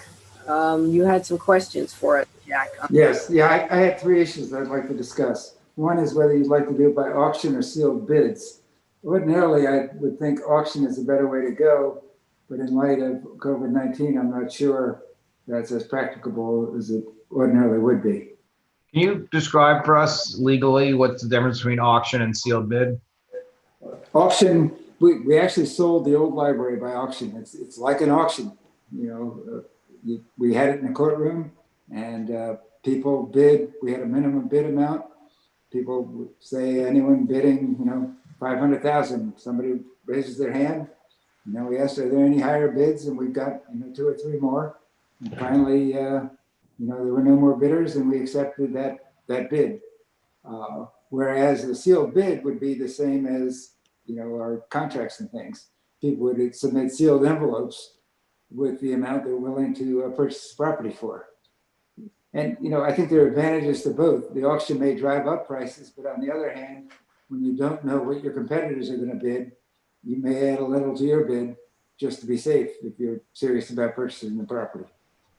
So is there a standard practice prior to COVID that not just for our borough, but towns in New Jersey? No, towns go both ways, and the local lands and buildings law allows either procedure. And could we conduct a Zoom auction if we chose to? I think we could. And you're thinking that the auction is preferred to a sealed bid is because there'd be more lively Yeah, bidding and it'd be higher? but not necessarily. Like I said, I mean, sealed bids, when you don't know the mystery of not knowing what your competitor is bidding, may drive up the bid amount. You know, so I don't know which you know, results in a higher bid or whether it's random. Okay. Yeah, I can see an advantage to both. Yeah, you know, so like I said, in light of COVID, we may be better off going the sealed bid route because, you know, I'm not sure how an auction would work on Zoom. If we did a sealed bid, would we have like a registered list of bidders? Not necessarily. We would just accept bids. You know, we say sealed bids must be submitted to the borough clerk by 4:00 p.m. on Thursday, November 10th or whatever. And then we'd open the bids and read them aloud. And, you know, in either case, we would reserve the right to reject all bids. And the second issue is we set a minimum bid. Yeah. I'm leaning, in my mind, I'm leaning towards a sealed bid, but other people, I don't know what other people are thinking. But to announce it in advance, could we get a list of like our qualified bidders and well, that was my based on the number of people who show up to, you know. That was my second question: is do we want to retain a real estate broker because real estate agent? I think that's what I think. That's sort of where I'm thinking, Jack. I think we need to retain they were really to helpful with maximize the old library generating interest in it. You know, and I think they could also help us in setting a minimum price. You know, they have a better feel for the market. But we're going to end up paying 6% for that, right? 5% is max, but essentially. So pay 5%. So. Yeah, but I would imagine. Look, I'm just guessing here, but in the environment right now, an auction or a sealed bid is going to get you the bare minimum. Sorry, what was that, Chad? I would have to. I'm just speculating, but I would speculate that an auction or a sealed bid is going to get you the bare minimum on selling the property. Sorry, Chad, your microphone cut out right as you were saying whatever was really important. Oh, it obviously wasn't that important. Can you hear me? No, so I was just saying, so two things. Number one, it's not clear in this notice that Jack provided that this is only the subdivided lot, correct? That's correct. It's So only that it wasn't it's only that the lot clear. with the house. Yeah. So I think we need to be clear to that. And that also is obviously that subdivision is in front of the planning board right now. But also my personal opinion is that in today's environment, retaining a real estate professional would be our best way to maximize the value there. I can't imagine you get anything close to market value with an auction at this point. That's just my guess, though. It's not based on anything. We still have to do either auction or sealed bids, even if we have a realtor. But as I say, I think a real estate agent would generate some interest. Yeah, I mean, the real estate agent can't sell it on our behalf like they would sell a typical property. No. What happens is if, you know, they get the commission because they're out stirring up interest in the auction of the sealed bid, whichever. And, you know, there's no way of really knowing whether that bidder, you know, is there as a result of the real estate agent or not. So I guess we have to weigh the possibility of an increased bid amount against the cost of the commission. I mean, we're talking about, look, I mean, I'm just doing math in my head. I think I would be in favor of hiring a professional.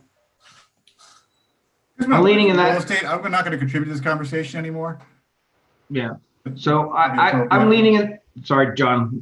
I couldn't quite hear you because I was talking. I'm sorry. Oh, I'm sorry, because my wife's in real estate, I'll probably not contribute to this conversation anymore. You know, just at an abundance of caution. So my inclination is that we probably will benefit from the advice as well as the marketing of a professional. Hopefully it's a wash in the end or somewhat of a positive to the borough. If for nothing else, Tom, setting of the minimum price threshold that we're willing to accept.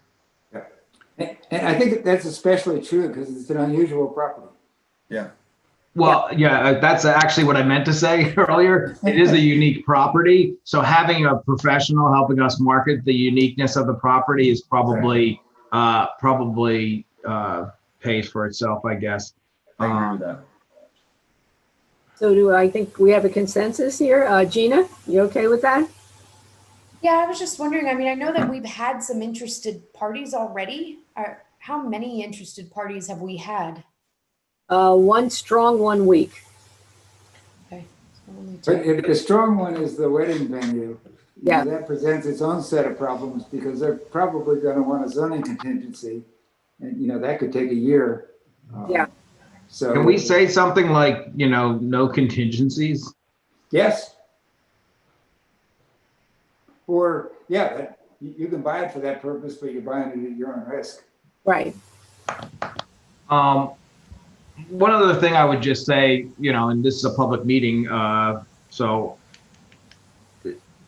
I think that there's some benefit to the borough to be able to execute the subdivision and sale of this property and have the remaining 20 plus acres for ourselves without the property and the subsequent, work and maintenance that goes along with that.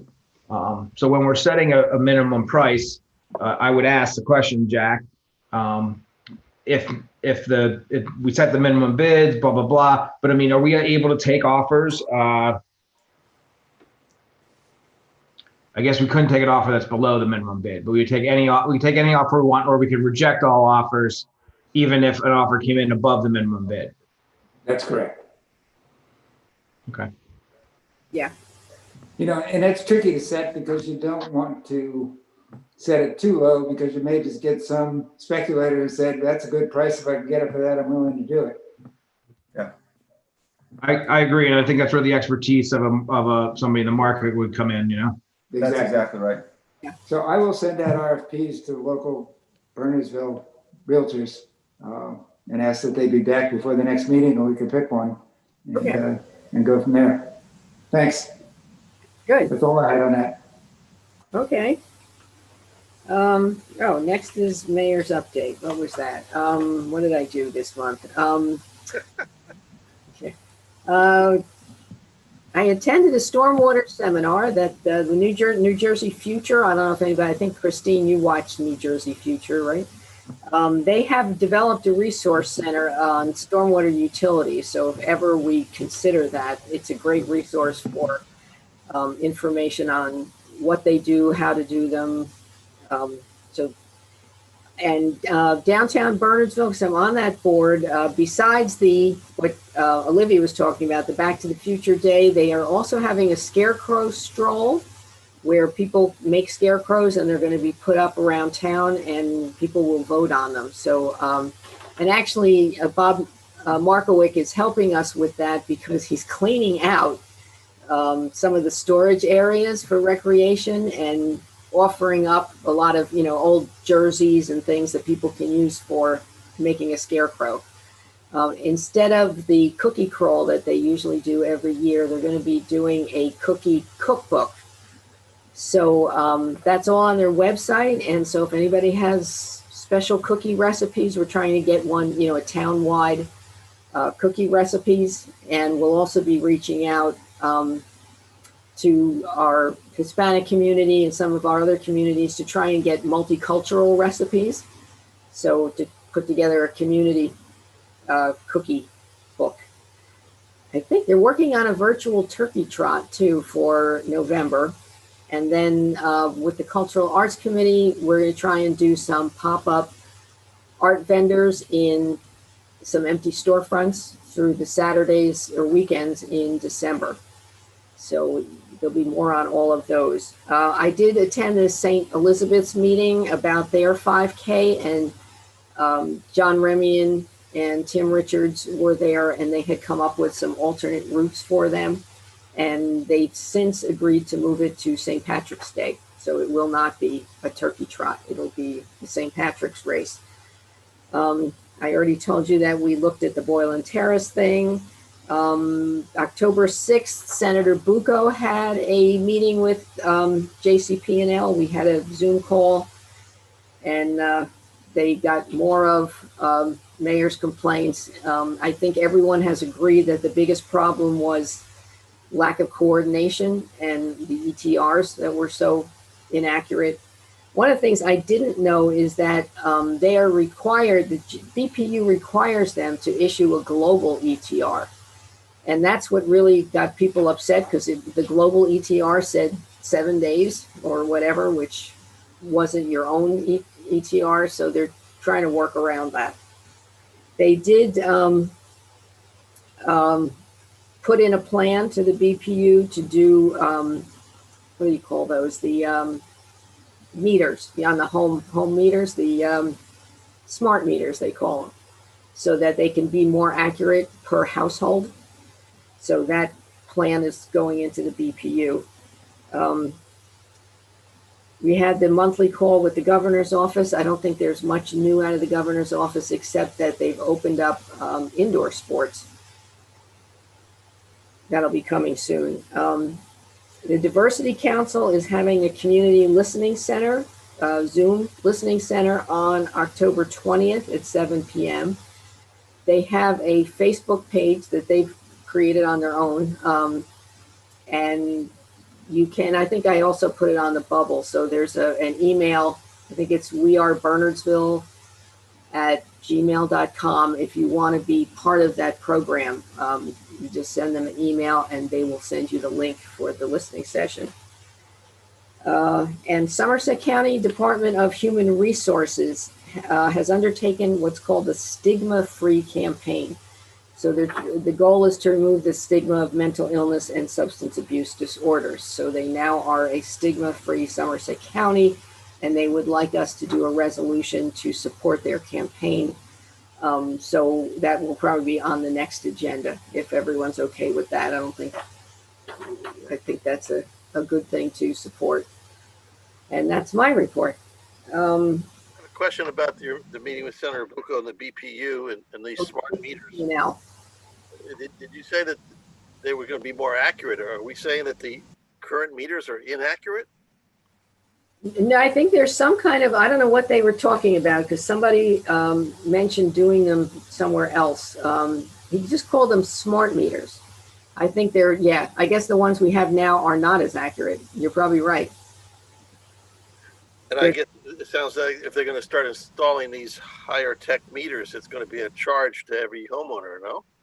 No, it's part of their, whatever they have in their, what do they call that? The storm hardening plan that they have to submit. That's part of their, what's already in your rate for improvements. I think they said they had 6 to 7 million they were spending on a storm hardening plan as part of their budget for this year or whatever. They actually have, he said they have 220 million more customers out than PSE&G on this last storm. But, you know, he said they finished about the same time. It's just that ours, more people finished later, I think, on ours than PSE&G. Well, don't know about those numbers, but okay. I know. Well, this was their version. So, yeah. And I guess we have the call tomorrow with JCP. They're spending more time on phone calls. I think they had a meeting with Morris County today. They're really getting an earful. So, good. Correspondence? We don't have any, do we? I just had that one piece that I wrote about just to announce that we've learned that the Burnersville News deadline for legal notices is now Monday, which we can't get an ad in for the same week. So I'm going to be using the Courier News to make the legal requirement for each ordinance notice that we need to publish by law. So I just want to let that be known. The Courier will now have our legal notices for ordinances, not the Burnersville News, because the deadline changed. Okay. Based on that, oh, sorry, man. No, go ahead. So based on that, I would say that it would probably behoove us during our next, 3 months or 6 months worth of meetings to, when we talk about ordinances and we introduce them, say this will be in the Courier News for anybody who's listening. We can't make the Bernardsville News in time, so look to the Courier News for these ordinances, just as a reminder to people when it's, we're going through this change. And then when the change is 3 months or whatever in our rearview mirror, we can stop doing that every time. And I can add that to the motion for introduction and for public hearing and adoption. I can add that in. So yeah, we don't need to do it forever, but for a period of time while the change is happening. Yeah, until the end of the year, I think it's fine. Yeah.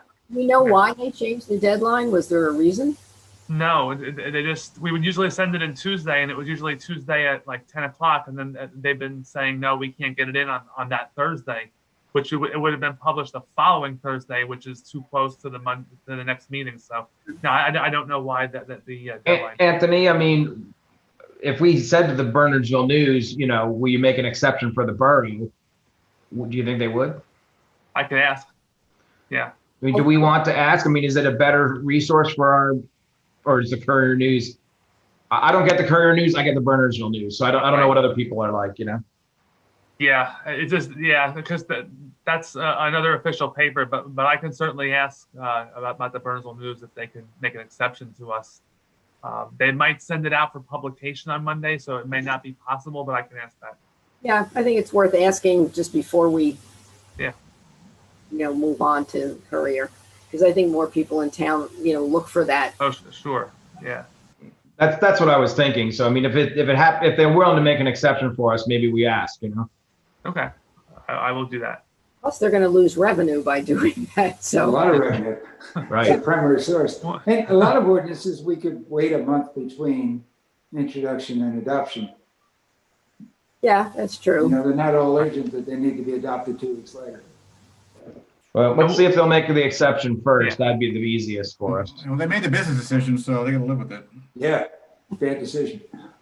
Yeah, well, I think they're short-staffed too. One thing I just want to mention that this week, since we're meeting on a Tuesday, we definitely can't make the Bernardsville News. Right. I send something tomorrow, so these notices will be in the Courier News. Now I can put a courtesy notice basically in next week's Bernardsville News, so it'll be there. It just won't meet the legal requirement. Right. So this way people will see it, but the legal requirement of notice will be in the Courier definitely for these ordinances that we adopted or introduced this week at this meeting. Does it have to be the print version? I mean, if there are, because now people access the newspapers online. Yes, it has to be the print version, but we don't have to publish the whole ordinance anymore like we used to. Right. So it's just by title. Yeah, we just publish by title. Yeah. Right. Okay. So I know that we were too many people talking. So I mean, is there a problem with getting the Bernardsville News to publish these things online? In which case they don't really have a deadline. It has to be print. Has to be print. That's my question. Yeah. Because there are alternatives. There were, for example, the patch and things like that. I agree. Yeah. Boy, that's retro. I know. Yes. Stuff is. Unfinished business. Do we have anything hanging around? Can I just ask one quick question? Does the Bernardsville Library have the Courier News? Does anybody know? I don't know. That's a good question. We should ask them if they have it. I would guess that they would, but yeah. Okay, so unfinished business. I just had sent a couple follow-up emails on the walking path and where we were since the last meeting, and I didn't hear anything back. So I wanted to see if there was anyone on the line, and I don't see Ralph because that's who I addressed my email to as the administrator, but just looking to see where we were last. I know last meeting we were talking about getting in touch with Dr. Abrupta, and we also received information back of an error in the walking path itself and the wetlands, and so we were going to. It was suggested that we should reach out to a wetlands consultant, and I just don't know if any of that's moving forward. Does anyone know? I had a discussion with Doug Walker and with Ralph Maresca about a week ago, and we talked about the same things that you're suggesting, Councilwoman.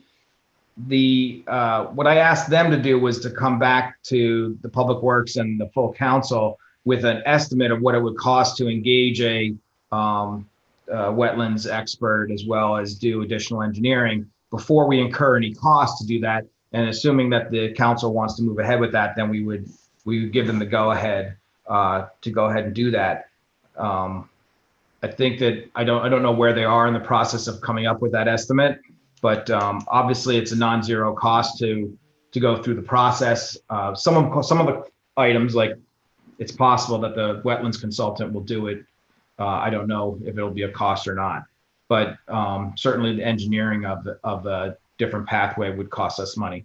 So the the conversation I had with them is, put it together, come back to us, and then we'll get the money, get it approved, make sure we have the money, and have you guys do the work. Yeah, and I did send the contact information for Dr. Obrupta to, who did I send it to? Doug. So I know they've got I don't know if he's reached out to him, but I thought we kind of sent it back to recreation did we do that? Yes, for the path itself. Yeah, I met down at the field with the rec subcommittee, and also Bob was there as well as our rec department head. And we walked the field and talked about the paths and different things.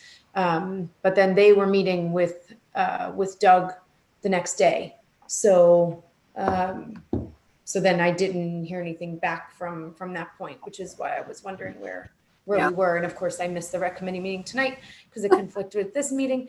So is everybody okay with the idea that they're going to come back to us with how much it's going to cost us to do this work, and then we give them the go ahead to do it? Yeah, I mean, as long as I think that they're, we're looking at the wetlands consultant, I don't know. Right. So the discussion I had, and I'm sorry, I should let you finish. I was just going to say, I don't know if the Dr. Abrupta will do it and not charge anything because he's with Rutgers, or if we have to engage with somebody, if there's any recourse for the error from engineering either, but maybe we talk about that separately with Ralph. Are you talking about the 6 feet of pavement that was on the earlier thing? Well, talking about the fact that if we would have passed the ordinance that Jeff wanted to pass 2 weeks ago, we would not have been able to go out to bid for that. Or we were already out for bid, but we couldn't have issued the bid and they couldn't have done the work. That was for the whole. That's a pretty harsh. That's a pretty harsh assessment of it. I think there was a 6 foot section that they would have had it done in gravel rather than in pavement. But I mean, it's water under the bridge since we voted it down anyway. Wait till they come back with information from what they've found out by making those calls. Yeah, I was just saying that, that I was wondering if we had some recourse for payments because we did pay them for a path that necessarily, we wouldn't have been able to implement. So I don't know if there's any refunds or I don't know how we pay them, or if they give us credit, for that work. Do we need to choose a different engineer for this going forward? There are approved engineer for this year. Yeah, I'm not sure that we can. We did a 3-year last. I think I'm happy to discuss this but I think I don't want to over-represent the situation here. I think there's something like a 200-foot long path, 6 feet of which crossed the line. We could have done it in gravel instead of pavement. I'm not so sure. It wasn't like the whole plan was up in smoke. No, I'm not suggesting that either. I'm just suggesting that there was an error, and I don't know if there's. Yeah, we should ask that. We should ask that question. For that. That's all. We should ask that question. And you did. Ralph has a mild concussion, which is why he's not here. Can't do screen time. But we can. You're on the injury reserve. Yeah. Do we have any new business? I do. Yeah. Who's that?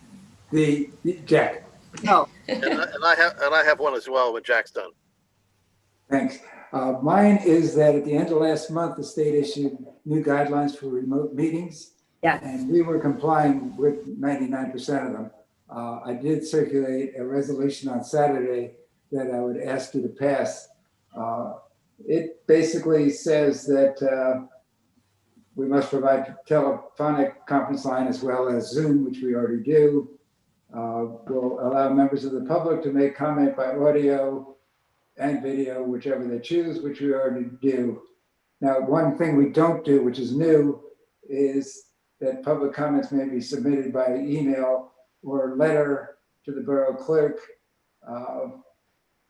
prior to the meeting, in which case we have to read them in. We can summarize them all, but you can't read some of them and summarize some of them.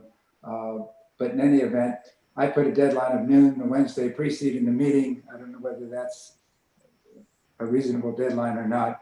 I just arbitrarily do that. Speakers must state their name and address, limit their comments to 3 minutes, which is from ours. And it actually puts in black and white for the first time. We were discussing this earlier. If somebody's disruptive, we can turn them off. And one other requirement that we don't do is that the clerk has to post notice of the meeting on the door where the meeting would ordinarily be held if it were being held live. Of course, we're 7 months into this, so I doubt people are wandering to the door. But it's a pretty easy provision to comply with. But in any event, I would ask that you pass that ordinance this evening so that we're in total compliance going forward. Is it an ordinance or a resolution? Resolution, I'm sorry. Okay. I know we had a copy of it. I don't see it in the packet though. Yeah. Wasn't that a resolution that was on the consent list? I think. Let me take a look. I think it was 241. We already approved it. Yeah. Yeah, it was 241. Yes. Yeah. Sorry. I'm sorry. I didn't even catch That's that it was the. Oh, you know why I have an earlier version of the agenda? I guess. That's okay. I must have downloaded my agenda because mine ends at 2:40. So I'm sorry. Okay, Yeah. well that explains why we did it. Already done. Cool. Yes. All right. There was a notice on the door as well today. It is on there, so people, if someone did come to the building, they will know that it's remote and it's got the link on it. Thanks. Sorry, like I said, I must have downloaded my agenda on Friday. Jeff, you had something? Yes, so this came out actually public safety at the request of Chief Valentine. So he's getting, the police department's getting a lot of requests about special events and public events, you know, whether they get permission. And the question came up whether this is the proper sequence of events to go to the police first, and it was his request that this is actually the council's role to make the approvals of certain special events. Anyway, as we kind of did tonight on some of the things. And also, he wanted to, while we're at least under the public health emergency, that the organizer of the event go through the health department first to get their blessing, and then the police department can rule on logistics and things of that nature. So we don't have a special events policy or ordinance. We don't have a special events permitting process, I should say. So one of the things that the committee will do will be to research what other municipalities do and come back to the council later on with a special, I should say, a special events permit process. But in the interim, he wanted to basically have the ad hoc policy that organizers would go to the health department to get their blessing or their advice while we still have the public health emergency, and that the approval of having such an event would be up to the council, and then the police department would deal with the organizers on logistics. So Dr. Hammond, define what a special event is. I think that definition is important. Oh, that's a good question, and not one that we tackled. I think what it would require is where we already have policies related to street closures, for example. Yes. We don't have special event policies that involve use of a borough property as another example. So people want to have parades and things of that nature. We don't have a formal mechanism for that. Sorry, Anthony, didn't you send us this special events? We do have a special events section of the ordinance for special events on borough property. Yes. We do. Yeah. But there's not a permit. Not for parades. There's a permit that we give the sponsor, and there's also a permit that we give the individual vendors who are coming to sell food, to sell, they have games. Maybe I'll turn this over to Chief Valentine since this emanated from him. So what I'm talking about is anything that happens in a public venue. I know we have, some policies that we followed in the past for parks, on some of our public properties, but I'm getting requests to close streets for trick or treat. I'm getting requests, like Olivia had tonight, for something on the sidewalk that's actually in the DOT right away. And the DOT has to rule on that first. There's a variety of different kinds of things, the marathon or the 5K that OLPH wanted to do. we don't have a set policy on permitting special events in a public venue. And it's not only the police that have an interest in this, or health, I think, but it could possibly be code enforcement. It could possibly be fire and EMS. For example, any athletic competition, whether it be a 5K, a 10K, a bike race, might require the services of fire and EMS as well. Are they equipped to deal with it? Do they have any concerns or special requests? We need to have a process. We have a process for outdoor dining. We have a process for other things. I think we should have a process for special events in a public venue. And the reason for this is if we say okay, or if a department head or recreation or anybody says, okay, we can do this, we own it. We take on responsibility for making sure that it's done properly and it's done safely, even if it's an event that's not really being run by us. And I think we need to be cognizant of that in today's day and age, that if we're going to permit something or we're going to close a street for something to happen, we want to make sure that we're doing it safely, that all the safeguards are in place, that the insurances are collected if they're required. And I think we need to have a process in place to solidify that going forward. But for now, informally in COVID, obviously my big concern is what health precautions are being taken. Does the health department review this? Do they have any concerns? I'm not talking about something inside a private venue on private property. We're only talking about public spaces here. Yeah, I think to that point, a policy is important. I think as far as, we need the initial thought of where those types of decisions happen. So I think we need to think about it. And for me, it's where does it start? I think that the recreation department expands to be recreation and events, and it begins there in regards to how this works. My personal opinion. I don't know. We're not reinventing the wheel here. Many towns have these types of ordinances.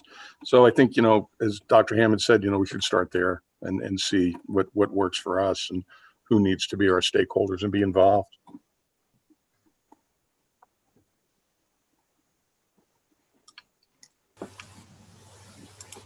Yes, I know that Bedminster and Far Hills have special event permits, and those are typically distributed to the police, construction, zoning, Board of Health, and everybody gets their turn to review it and sign off, and it eventually gets to the council. Can you get us a copy of that form? I can provide both to you, yeah, but both Bedminster and Far Hills. Worth looking at. Let's see how Bedminster does it.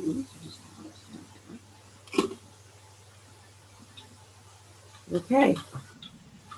Yeah, and hopefully we'll start having more activity, so we'll need to do this to make it more organized. I know it's